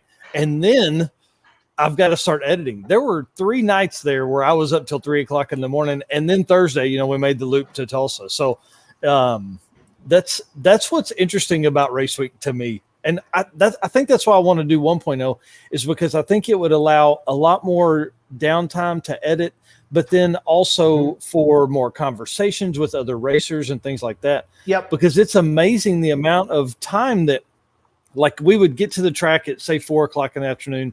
You know, you spend an hour unloading the car, setting the tent up, getting everything. Okay, now I got to eat. So now it's like 7 o'clock. I'm going to make a pass. Well, then I want to make 2 or 3 passes because I like big burnouts and I like making passes. Right. Well, now it's 10 o'clock. Everybody's whipped. Let's go to the hotel. And then you get up at 6 a.m. and you do the same thing the next day. Over and over and over. And then next thing you know, you're done. And you're like, what the hell just happened? Yeah. So it's a different cadence. The big difference in 1.0, you get that whole day to drive, but really where you're having a lot more fun is that day before the racing. So it doesn't start till 3, but assuming you got there at midnight, you really have all day to kind of like hang out and do whatever you want. Yeah. So that can be, you know, sitting down to a breakfast or this year I was able to I was able to scatter my dad's ashes and took him on a couple of like level or stops of Race Week. And then we were in Pueblo and he used to water ski in Pueblo Reservoir. So I got the chance to do that. Where like on 2.0, I don't think you would ever have that chance. Just the cadence of the thing is so fast and furious that, you know, once you get done driving the route, again, you leave at 6 in the morning, you get to the track at 4 and, you know, you're making passes by 7 and it, you know, there's just not a lot of time in there for doing anything else. Yep. I do want to tell Dirty Panda, hey, message me, dude. I want to talk about some stuff on the side after all this is done, because I have some ideas for you. Moving forward for Narcoleptic, I think that's what we're going to do. Is I enjoy wiring and I want to up my skill and all that kind of stuff. So I think if we ever took on any more or when we take on more projects, I think there'll be more along the lines of wiring and things like that. Completely wiring a car. I don't want to diagnose your wiring fuck up. You know what I mean? I want to completely rewire it from the beginning. But anyways, then to back up real quick past that, Aaron Schaefer asked, do you ever think 2.0 will be in a month other than September? Dude, I don't know. To be perfectly honest with you, a ton of the logistics with this all happened with Matt and with June. So a ton of that stuff is just, really the big thing is we need to find 5 tracks within driving distance that'll handle us on a Monday, Tuesday, Wednesday, Thursday, or Friday. It's kind of a tall task, to be honest with you. And then we need to fit into their normal rotation of stuff. So if they do street legal races on a Wednesday night and we want to be there Wednesday night, they have to shut down their normal races for us to come in and be morons. With our street cars. But here's the other thing: you're bringing 300 cars, right? And how many people do you think travel? 700? You think there's 700 folks that travel with us? Oh yeah, easily. Yeah, maybe more. I would think we're probably closer to 1,000. We were 321 cars for 1.0 plus Road Week guys. So you figure there's 2 people in each car. You're already nearly 700 plus Road Week. The big one really is spectators, and it's not necessarily us, but it's people that show up to watch us. We sold somewhere around 1,500 tickets at Vandermeer on a Tuesday night. That's awesome.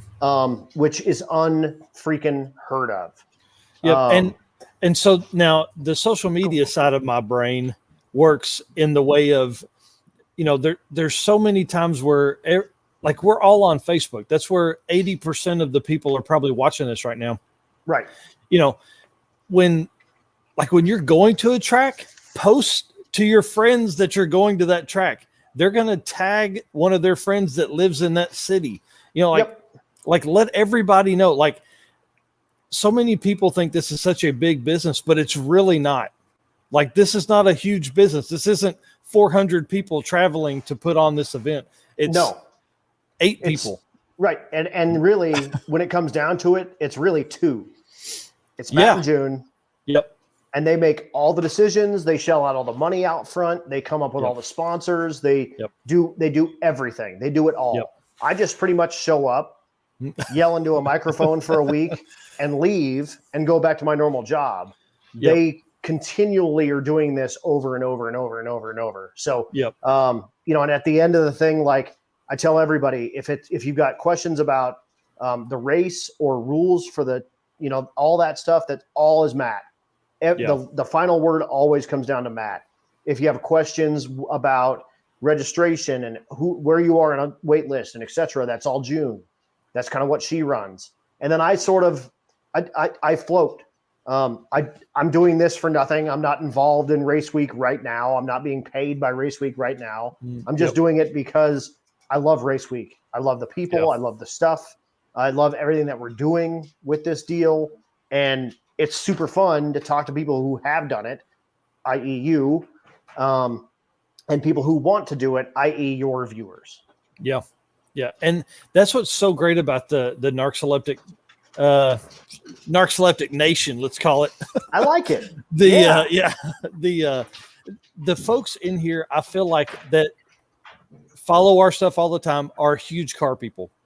And that's what, like, you're on, Red Hat Scotty's on, because that dude's got some great stories. I mean, he's awesome. I watched him change 2 motors in the Fox body that week. I mean, there's Stone Cypher's on, Boo Quamso's on. I'm literally working on Doug Cook and Kyle Loftus after this. I'd love to have Fred on, because I think he's got some great stories. Hey, pepperoni and onion. There you go. Oh man, I just don't know if I can get into that, but I'm going to try it. I'm going to try it just because you do that. So it's so good. Anyway, no, right? You're totally right. And all those dudes, dude, Boo, his new paint job on that Mustang of his. Are you kidding me? That thing is sweet. Dude, it's so awesome. And that thing lays it down. And also, he's got a 29.5 1050 tire on that car right now. Yeah. And he's talking about pulling the wick out on it. It looks so funny compared to that 26 8.5 that he had on there, So what's funny is everybody, he's him and I are good friends. He lives close to me. When he is switching from those, I cannot wait to see what that car is going to do. It's going to be awesome. That car is already a madman on a 26 850. I can't wait to see it on a big tire. And don't kid yourself, 29.5 1050, that's a big tire, ladies and gentlemen. If you're That's non-W. Especially when we're switching from a 235 radial or a 26 850 tire to a 29.5 1050 tire. That's a big jump. But and the amount of traction that is going to be the difference there. And just the amount of power you can pour out of that motor. And actually use is going to be amazing. But I mean, he put up a 539 in Kearney with that car on 26 850s. Yeah. That's a street car, ladies and gentlemen. At Kearney, it had about 800 miles on it, by the way. Yep. And he had heard a head gasket at one point and just kept driving it. So, I mean, that's so hang on. That brings us to the last question there that Brian Glover asked. Biggest hurdle for someone doing both? Honestly, it's turning your car. It's getting done with one and having the motivation to get out and work on the freaking thing and getting it turned back around to go to 2. There's race week or drag week has a history of bringing home what I like to call steaming piles of shit. By the time you get done with the thing, your car is junk. You've fixed it with junk on the side of the road. You have head gaskets out of the thing. The torque converter's trashed, and you tore the exhaust off of it 4 times. So now you have to fix all that bull crap, and you have like 12 weeks to burn it. And on top of that, it's like 12 of the hottest weekends where you don't want to work on the thing. Yep. It's 12 of the most humid weekends where you don't want to work on the thing. It's 12 of the weekends where your family are in town, or there's a big race up the street that you need to be involved in. Hey, right here, you got to go on family vacation, and your family vacation's 11 days. Right, So, exactly. Yep. So that's 11 days plus 2 weekends, by the way, that you don't get to work on your stuff. Yeah. No, 100%. And what's funny is there was somebody talking, and maybe it was Tom Bailey, that was talking about doing 1.0 Midwest Drags. There were 4 events. There were 4 race events. There's one dude left that can do it right now. And we're only 2 races in. Robert McGinnis. Geez. Wow. Don McGinnis is Don McGinnis. Robert Williams is Robert Williams. Robert Williams, who had his Hellcat. He competed with his Hellcat in Midwest Drags and in 1.0. He's bringing back his Nova for Drag Week in 2.0. So it won't even be the same car, but he's the only dude that can currently complete all 4 of them. See, that's what people need to understand. It takes think of all of the hot rod, like Rocky Mountain Race Weeker dudes, that there's one dude left. Mm-hmm. God, that's crazy. We're only in the second race, by the way. We've only completed 2 of these. Stephen Willingham was signed up for all 4 with that ZL1 Camaro. Yep. Badass car. Yeah. He actually drove that car from New York State to Great Bend. Yep. To start 1.0. Unfortunately, he lost his father before Midwest Drags and didn't make it to Midwest Drags, but he did drive his car with his trailer and his wife to Florida to his father's ceremony. And then drove it back to New York State. He went to 1.0, completed it with his wife, is currently has the engine out of the car, is switching it to a turbo to bring it to Drag Week and 2.0. Yeah, he's an animal. So I think last year for 2.0 was the first time I'd ever really been involved with him much. It was, I want to say it was like 20 something hours before 2.0 started. I think we were loading up to head to Tulsa, and he was like, I can't decide if I want to make the trip, or I can't decide if I can make the trip, or something like that. And it was like a 17-hour drive, and the dude parked by us day one. I was like, what the and his trailer that he pulls behind that car. That little trailer is so sweet. Oh, it's badass. It literally is what put me over the edge. I'll build a tube trailer that'll match the cart for 2022. But man, that trailer was so awesome. Yep. And Aaron Schaefer is right. Cletus is signed up for all 4. Wow. And he did complete Midwest Drags, and he won his class at 1.0. That dude lives the best life. I think he actually won his class at Midwest Drags as well with that brand new car, by the way. That's great. The El Camino, right? Yeah, Mullet. Yep. His car. That dude lives the best life. Living the freaking dream, dude. I was just talking about to one of my buddies, Steve, who's watching as well, who made a little comment earlier. There, if you talk crap about those guys, it's strictly because you're jealous, man. I mean, 100%. And if you don't believe that, then you are wrong, pal. Yeah, that's right. Because that dude is living the dream, and he just did it before you could figure it out. And Dirty Panda to him, dude. Yeah. If you don't know, and if you haven't been paying attention, Cletus was born on Rocky Mountain Race Week, 2015, our very first year, talking about Tom Bailey's car. His shit! Are you serious? I am. That's awesome. We were in Pueblo, and he pulled out that Cletus Persona, and it's on a 1320 video. Yep. And it went wild. And since then, he took off as Cletus, and the rest is history. Yeah. So, but no, that dude's living the dream. He's got some of the coolest freaking cars. He's got, and he's honestly the biggest thing I think Cletus is doing for the entirety of the sport right now is bringing actual burnout competitions to America. And I'm talking Oh, yeah. Australian flavor, Yes. tip in, Yes. badass burnout competitions to America. Back in Yeah. the day, American burnouts, dude, cars sat. They just Yeah. sat there, and you would power brake the thing, and it would sit there, and it burned the tires off of it, and that's, whatever, Yep. man. That's that was cool to an Yep. American. But the Australians have that crap figured out, and Big time. I'll tell you Big what, time. it is awesome that he has not only gone to Australia to compete with them and figure out what they're doing, but brought back what he learned to here to bring it to an entire new crowd. And it's a thing that, like, if it really takes off, I could see where Road Week could become like either a burnout competition with a burnout pad, or it could be like an autocross type of thing. Yeah. But something like that where we can incorporate Road Week cars that aren't drag race cars, but still have a little bit of a sideshow kind of thing going on. Yeah. A drift thing, something like that. But one of those things. But dude, Cletus, if he's done nothing else for the industry, bringing burnout competitions to the United States, and real burnout competitions, not a car sitting there, a car moving and jumping and doing all kinds of crazy stuff and catching the tires on fire and, burning the freaking tires to the ground. And dudes are building cars like James Shower built that.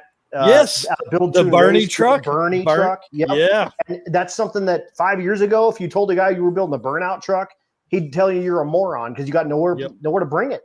And now like Motion's got the Bald Regal, and all these guys are pulling out these awesome no crap burnout events.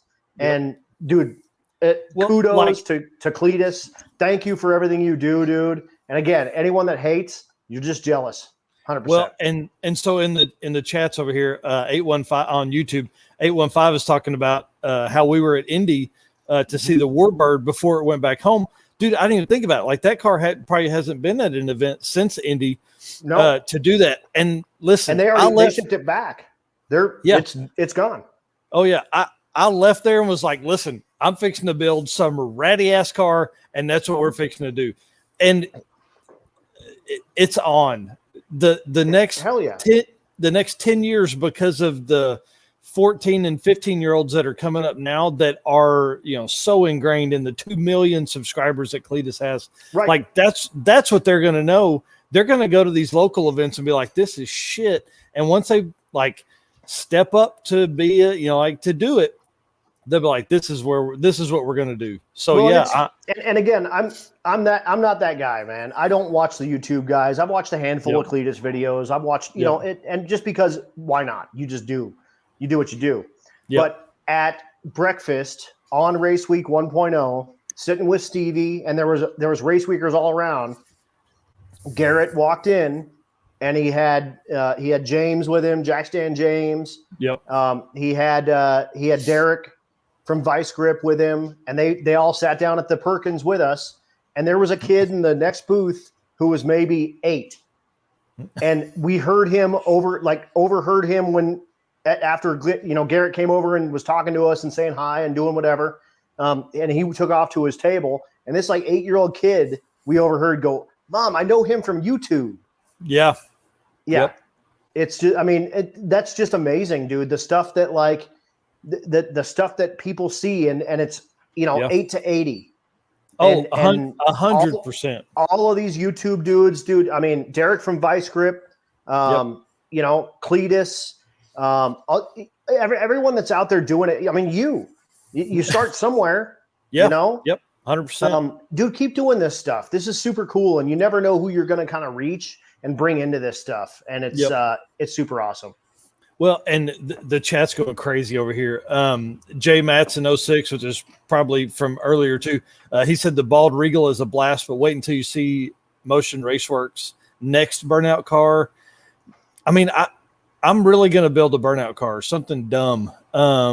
Let's see. Dirty Panda was saying that Bernie has a Dirty Panda sticker on it. If you want those, definitely hit him up. Hang on. There's another comment in here somewhere. Stuff with Cletus Automotive saying, he's in here now, talking about talking to LSX, all that kind of stuff. Jay Madsen is John from from Motion, and he actually rode with wow. Derek. That's awesome. In the what the hell is that car? The that 8-second Coyote Fox they put together in 8 days. El Toro. El Toro, yes, yeah. So John rode an El Toro with Derek on 1.0. So Dang, John, that's awesome. Thank you for hanging out, man. That's super definitely, awesome. Definitely. So we were at and I went up to Doug and the crew at the Motion Truck and was talking to them, and I was like, it was funny because I was going to buy a Bald Regal shirt, but I was like, man, if I'm going to wear this shirt for like 5 years and then make it a shop shirt, right? I was like, I asked Doug, I was like, which one's going to be around longer? And he said, oh, definitely El Toro. He's like, we've got big plans for something after Bald Regal. So hell yeah, and that car runs good, dude. And oh man, made the whole trip on 1.0 with no issues. That's awesome. They gathered all sorts of stickers on that thing, and they had like a rough country sticker on it by the end of the thing, and like, I think they probably added like 100 freaking stickers on the thing and added like 5 pounds worth of weight. That's awesome. Well, Narcs cart stickers add no weight and at least 10 horsepower. So get me one. I'm in. Yeah. I'm gonna send you one for sure.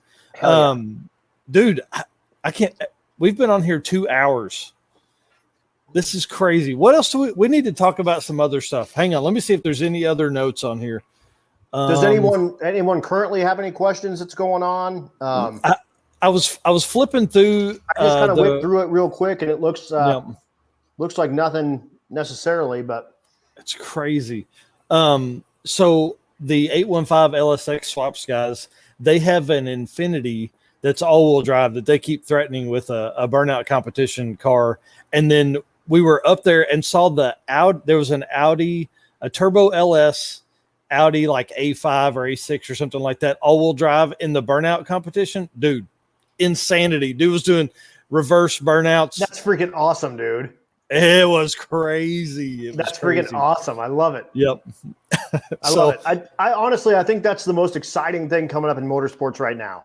Yeah. Burnout cars and all these burnout competitions has me the most excited about anything, because that stuff is so cool. Right. So my buddy, Jarrett Rubio, who's the richest dude I know, says that tells me to get a job. Man, listen, I would love for this to be my day job. So for everybody that's watching, send some money. Let's let this be my day job. I love it. I can't wait. Yeah. Oh and man. I'll just join you for like royalties. Oh dude, I'm telling you, I'm in. Let me travel the world and do this. This would be dumb. Johnny Clyde asked where the best Rocky Mountain oysters are in Rocky Mountain Race Week. I kid you not. We got Rocky Mountain oysters in Great Bend, Kansas at, I can't remember the name of the steak joint, but it's way on the end of town, and they were excellent. They were very good. Nice. That's awesome. So she's bringing the Malibu she's bringing the Malibu. 2.0. Yep, that's our plan A. Yep. Turned down a bit. Yep. So tell us, let's go into that build while people pile up with questions over here. All right. So like I mentioned before, it's a unknown mile Gen 348. It's got a Magnuson supercharger on it that's currently turned up as fast as it'll go. In fact, it's a little past its max recommended, and it's creating a bunch of heat and not really a lot of extra power right now. Well, nitrous helps with that, if you needed to know that. Yeah, it's already too fast for the chassis. So it's a face-plated T56. So first through fourth has 0 synchros, and the thing will shift no matter what. Nice. Fifth and sixth are synchronized, and it'll go. We cruise the thing around 90 pretty much everywhere we go. It's a 389 gear with a 9-inch. No bar street car was its entire plan when I first built the thing. I wanted it to run 1150 on the hill, and without any issue, and then have to turn it down when I went somewhere else. And it's done that, but it's a fun deal. I really, really like the car. I've had it for almost 20 years. And dang, that's awesome.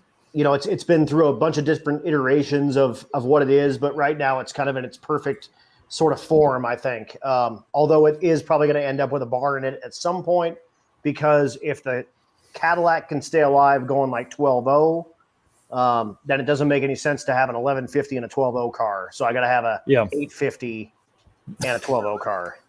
Dang, son, that's awesome. But I do have a Pro Charger for it. It may not go 850 with the Pro Charger I've got, but the brackets and stuff should be semi close. Maybe not with the stick though. Dang, that's crazy. How violent is a stick car at that kind of power? You got to look at some of the videos that Bill Armstrong posts. And Rich Guido. Rich Guido's got some great videos of his car.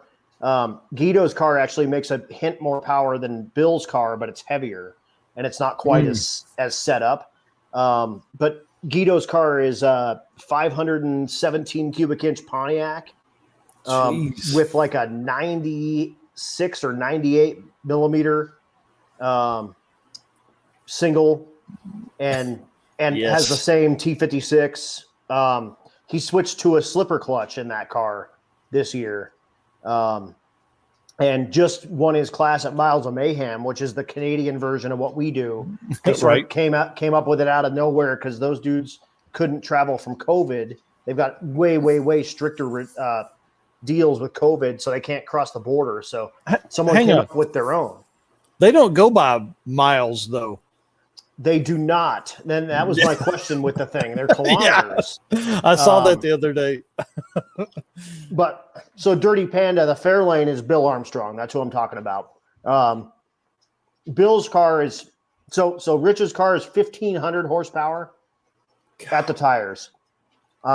Bill's car is a like 1,350. But what's cool is both those cars run the engines in the chassis that the chassis is. So Bill's running a Pontiac and a Pontiac. Or I'm sorry, Rich is running a Pontiac and a Pontiac. Bill is running a Ford and a Ford. That's awesome. So for some of you that are brand loyal type of dudes, if you're a weirdo Pontiac guy, Rich has a Pontiac in his car. Yeah, swing on their nuts. No, exactly.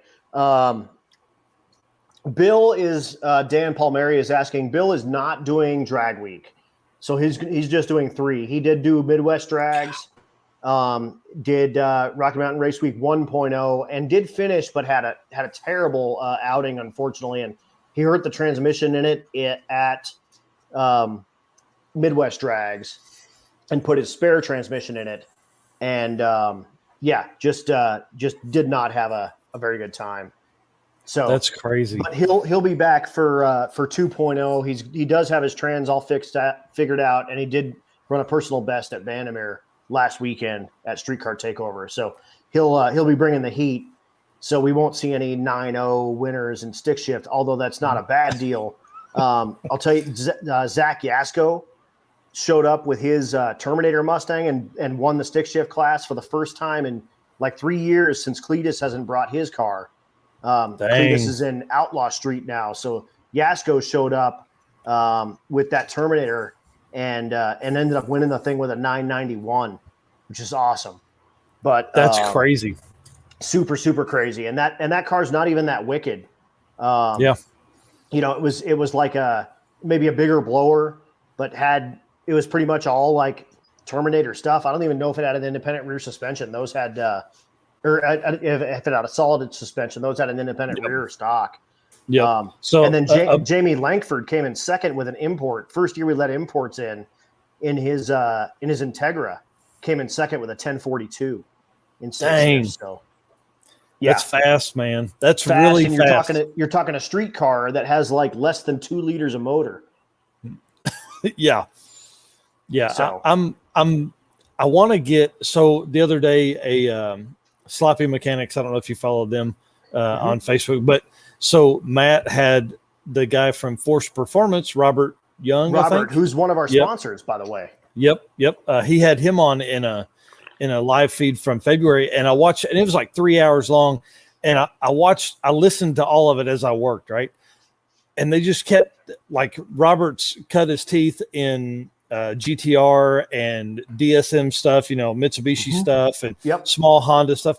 And it's crazy. So, I put a 78 millimeter turbo on my, 4.8 in my old truck, and it makes 500.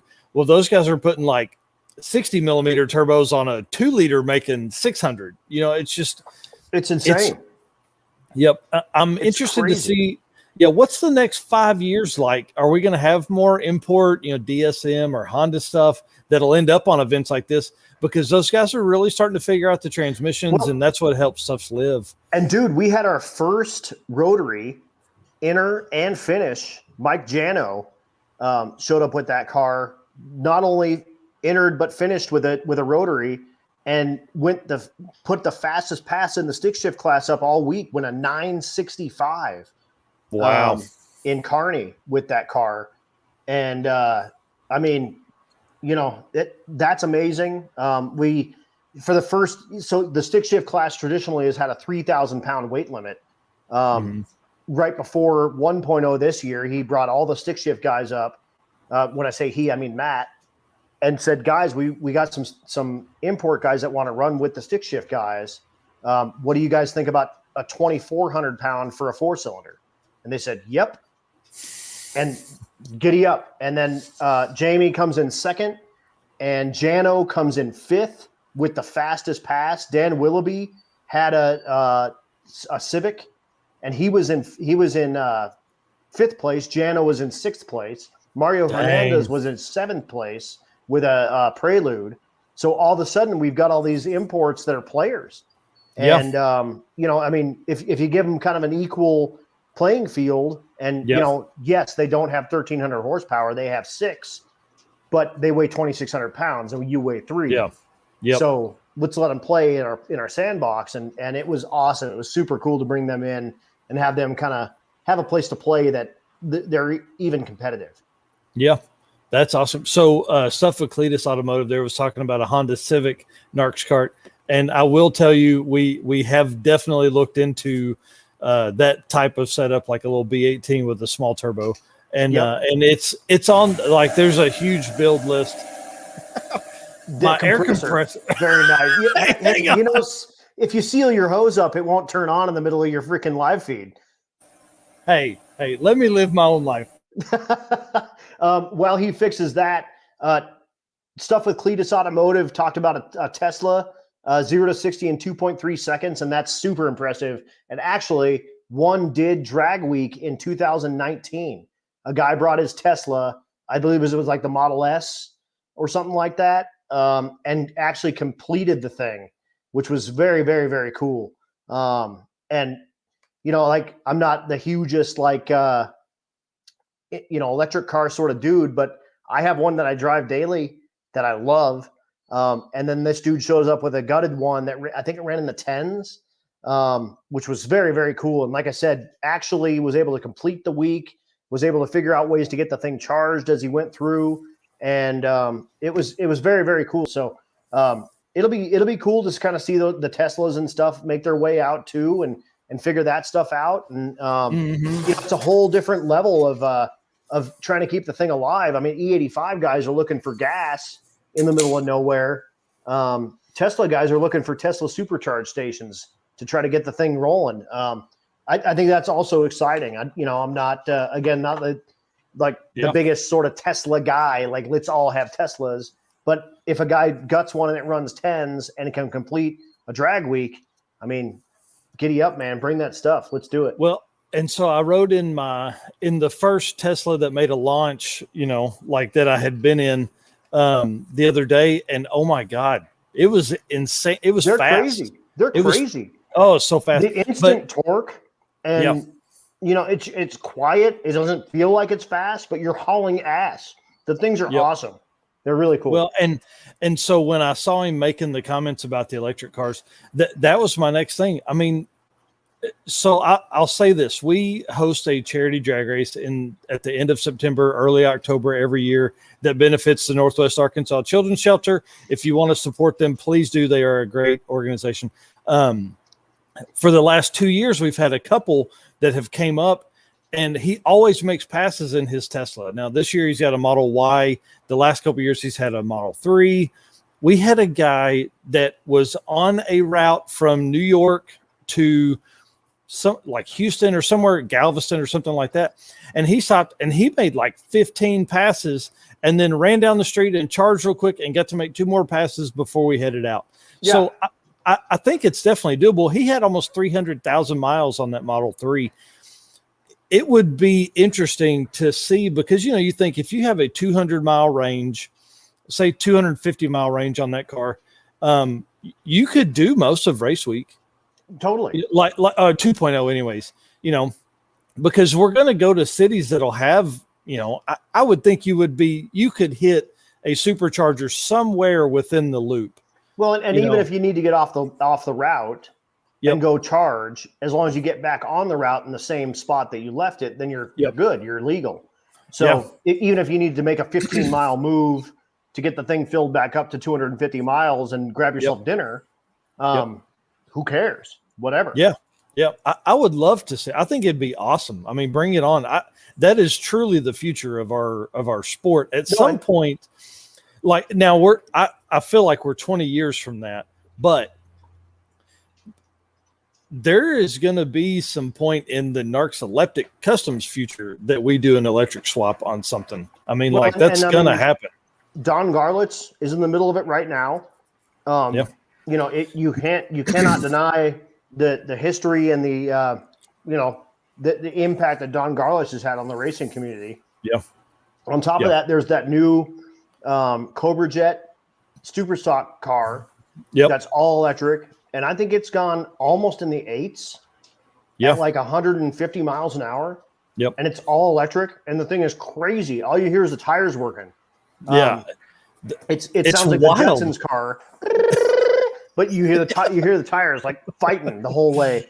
And they're so awesome, man. I mean, again, I'm not like the biggest like pound the drum. Everyone should have an electric car, but check them out. And if you have one and you want to bring it on something like this, do it. Yeah, do it. Yep. So Dirty Panda's talking on the YouTube comments here that he has a Tahoe hybrid. It's probably been 3 or 4 years ago, but I had really dug deep into that setup, as far as like, how can you, because I think the electric motor for that setup is in replacement of your torque converter. So I think that's right. Yeah. You could almost, throw like it's got to almost be like a 4L80 or 6L90 or whatever. I would think you could put that in anything. Then you've got the chop of a big cam, but you've also got, now I can drive 400 miles compared to my 180 or 200 mile big choppy cam LS on a 15-gallon fuel tank, Well, and if it gives you 200 foot-pounds of torque additional on the hit, all that stuff is great.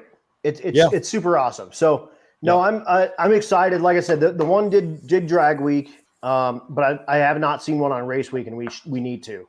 Yep. If you got a Tesla, if you got one of those plaid Teslas, those are running in the 9s for crying out loud. You can go buy one.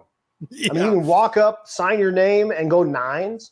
Yeah. Are you freaking kidding me? Somebody go finance one of them and bring it on race 2.0. Yeah. Let's go. Do it to it, man. I got 5 on it. Yeah, right. That's awesome. But no, dude, I would love to see some more of that. I feel like we have really, in 2 hours and 17 minutes, have only barely scratched the surface. We could probably go for 10 hours and still not feel like we got anything done. But it's crazy. And I'm hoping, like, for all the folks that are still here, like, this is going to be a normal for the next 9 weeks. You guys are going to be overrun with race week stuff. Like I said earlier, we got Red Hat Scotty, we've got Boo Kwamso, Jonathan Stonecipher. I forgot Carrie Watson's coming on. I've asked her if her and her daughter will both be on. I think that'll be an interesting mix. One, because of the snack aspect. They are epic snackers. Yeah. So I want to find out about that. I want to do that. I definitely want to have Hank Cronk on. Dude, Hank is awesome. Yep. Hank is Love awesome. Hank and the whole 301 crew. I'd love to have Wendy Martin and Lewis back on. They were on. I did some like newbie prep podcasts last year leading up to 2.0. Those are good ones. If you haven't been in that yet, Stephen Nark's little brother just popped in here at 9:30. So what's up? What's up? I wish he was out here with me, but he's at the house. We'll be out here tomorrow night turning wrenches. So nice. Very nice. Yep. Let's see. I'm trying to. Yeah, so Dirty Panda saying he can get me on with a few more people. I think for the next 9 weeks, if they're not Race Week affiliate, I think I'm probably not going to interview, except for Allison Black from Dynocom. Love that lady. Dynocom Industries with the dinos. She's coming on. She's a big sponsor of the shootout in September, October, like we were talking about. So we're coming on to make that announcement. So, I'm excited. It's going to be the next 9 weeks for this is going to be a ton of fun. And then now that I've done one, we are going to be able to do a podcast every day, whether we do it from the road or whether I gather interviews all day. We're going to do something like that. That's great. That's awesome. Yeah, that's super cool. Yep. I think it'll be really fun to bring people along. We'll do daily videos, things like that. So excellent. Yep. So, all right. Well, dude, I really appreciate you coming on. I think we probably, I think we've worn out our welcome. And like you said, like we probably, we just scratched the surface and we could probably go all night, and I would do that, but I would be trashed in about another half an hour. I'm on beer 3 now, and I don't really drink beer on Tuesday nights necessarily. So, but that said, dude, this was super fun. Thanks to everyone for checking it out and joining in on the conversation and sort of, helping to drive this thing. And that's what this is all about, man. I mean, Mike's been on one of these now, and he has a pretty good insight, and I've been on a bunch of these now, and I've got a pretty good insight of what's going on. But, this is one of those things you're never, ever, ever going to know it until you do it. So don't say you're going to do it next year and then put it off until next year and then put it off until next year. Sign up for one of these things. And I guarantee you 100% you will not have a bad time. That will 1000% agree with him there. It's the best automotive week I've ever been on. So, let's talk about this compared to like Power Tour, and then we'll be done. I promise. Totally. I've done a Power Tour. I'm a long haul Power Tour guy. Yeah. I did Power Tour in 1999. Nice. Long haul 1999. I'd do Race Week 100 times before I do another Power Tour. Power Tour is fun, but it literally is a car show, a traveling car show. Right. And if you're not a huge car show guy, you won't have any fun. You'll enjoy the drives, but then when you get there, it's just like a car show. And on top of that, there's a ton of waiting to get into venues and waiting to get into gas stations and driving down the highway and watching some like beautiful, beautiful classic that had like some little minute problem where it jettisoned the wheel off the thing and it tumbled into the weeds, and it's a wasted thing. But this is a whole different thing. It's a car show. It's a drag race. It's a cruise. It's everything that you love built into one thing, and we all do it at the same time. Yeah. Yep. And everybody takes the same route. It's not like be down here at 8 p.m. Like, no, it's everybody's driving the same route. So, all right, dude, I'm going to let you get out of here. I'm going to send the outro here to these folks. Thank you so much. I really appreciate you hanging out. It was super fun. And if you want to do another one before we take off again, I'd love to. Yes. We need to get a big group of us and everybody talk over each other. I love it. I think it's going to be great. We can all get super drunk and eat pizza, pepperoni and onion only. And that's the only pizza people can get. That's all you can get. Pepperoni and onion only, and Coors Original only. There you go. And we'll have a grand old time. All right, dude. Thank you so much. Thank you so much. Hey. And again, thanks to everyone for tuning in. And if you haven't already, like and subscribe. Check out rmrwers.com. Everyone we've mentioned, he's put a little link to. So if you want Circle D converters, he's got a link to that. If you want whatever, all that stuff is on there. So go check it out. Thank you guys so much. All right. See you, dude. Thank you so much for doing this. I appreciate it. Yes, sir. Later. All right, guys. Listen, we've never hosted a 2.5-hour podcast of hanging out with all of this. This was a blast. Now, I'll tell you this. Eric Englert is going to be on. If you guys want me to do the live feeds with all of the rest of the guests that are coming, I'd love to do that. We have 5 set up right now. Like I said, Carrie Watson. I'd love for her daughter to come on. I think that'd be really cool to get I don't know. I think she's 12 now, to get a 12-year-old perspective for the kids that are watching. Boo Quamso. I mean, that car is nuts. Boo's a good friend. Jonathan Stonecipher.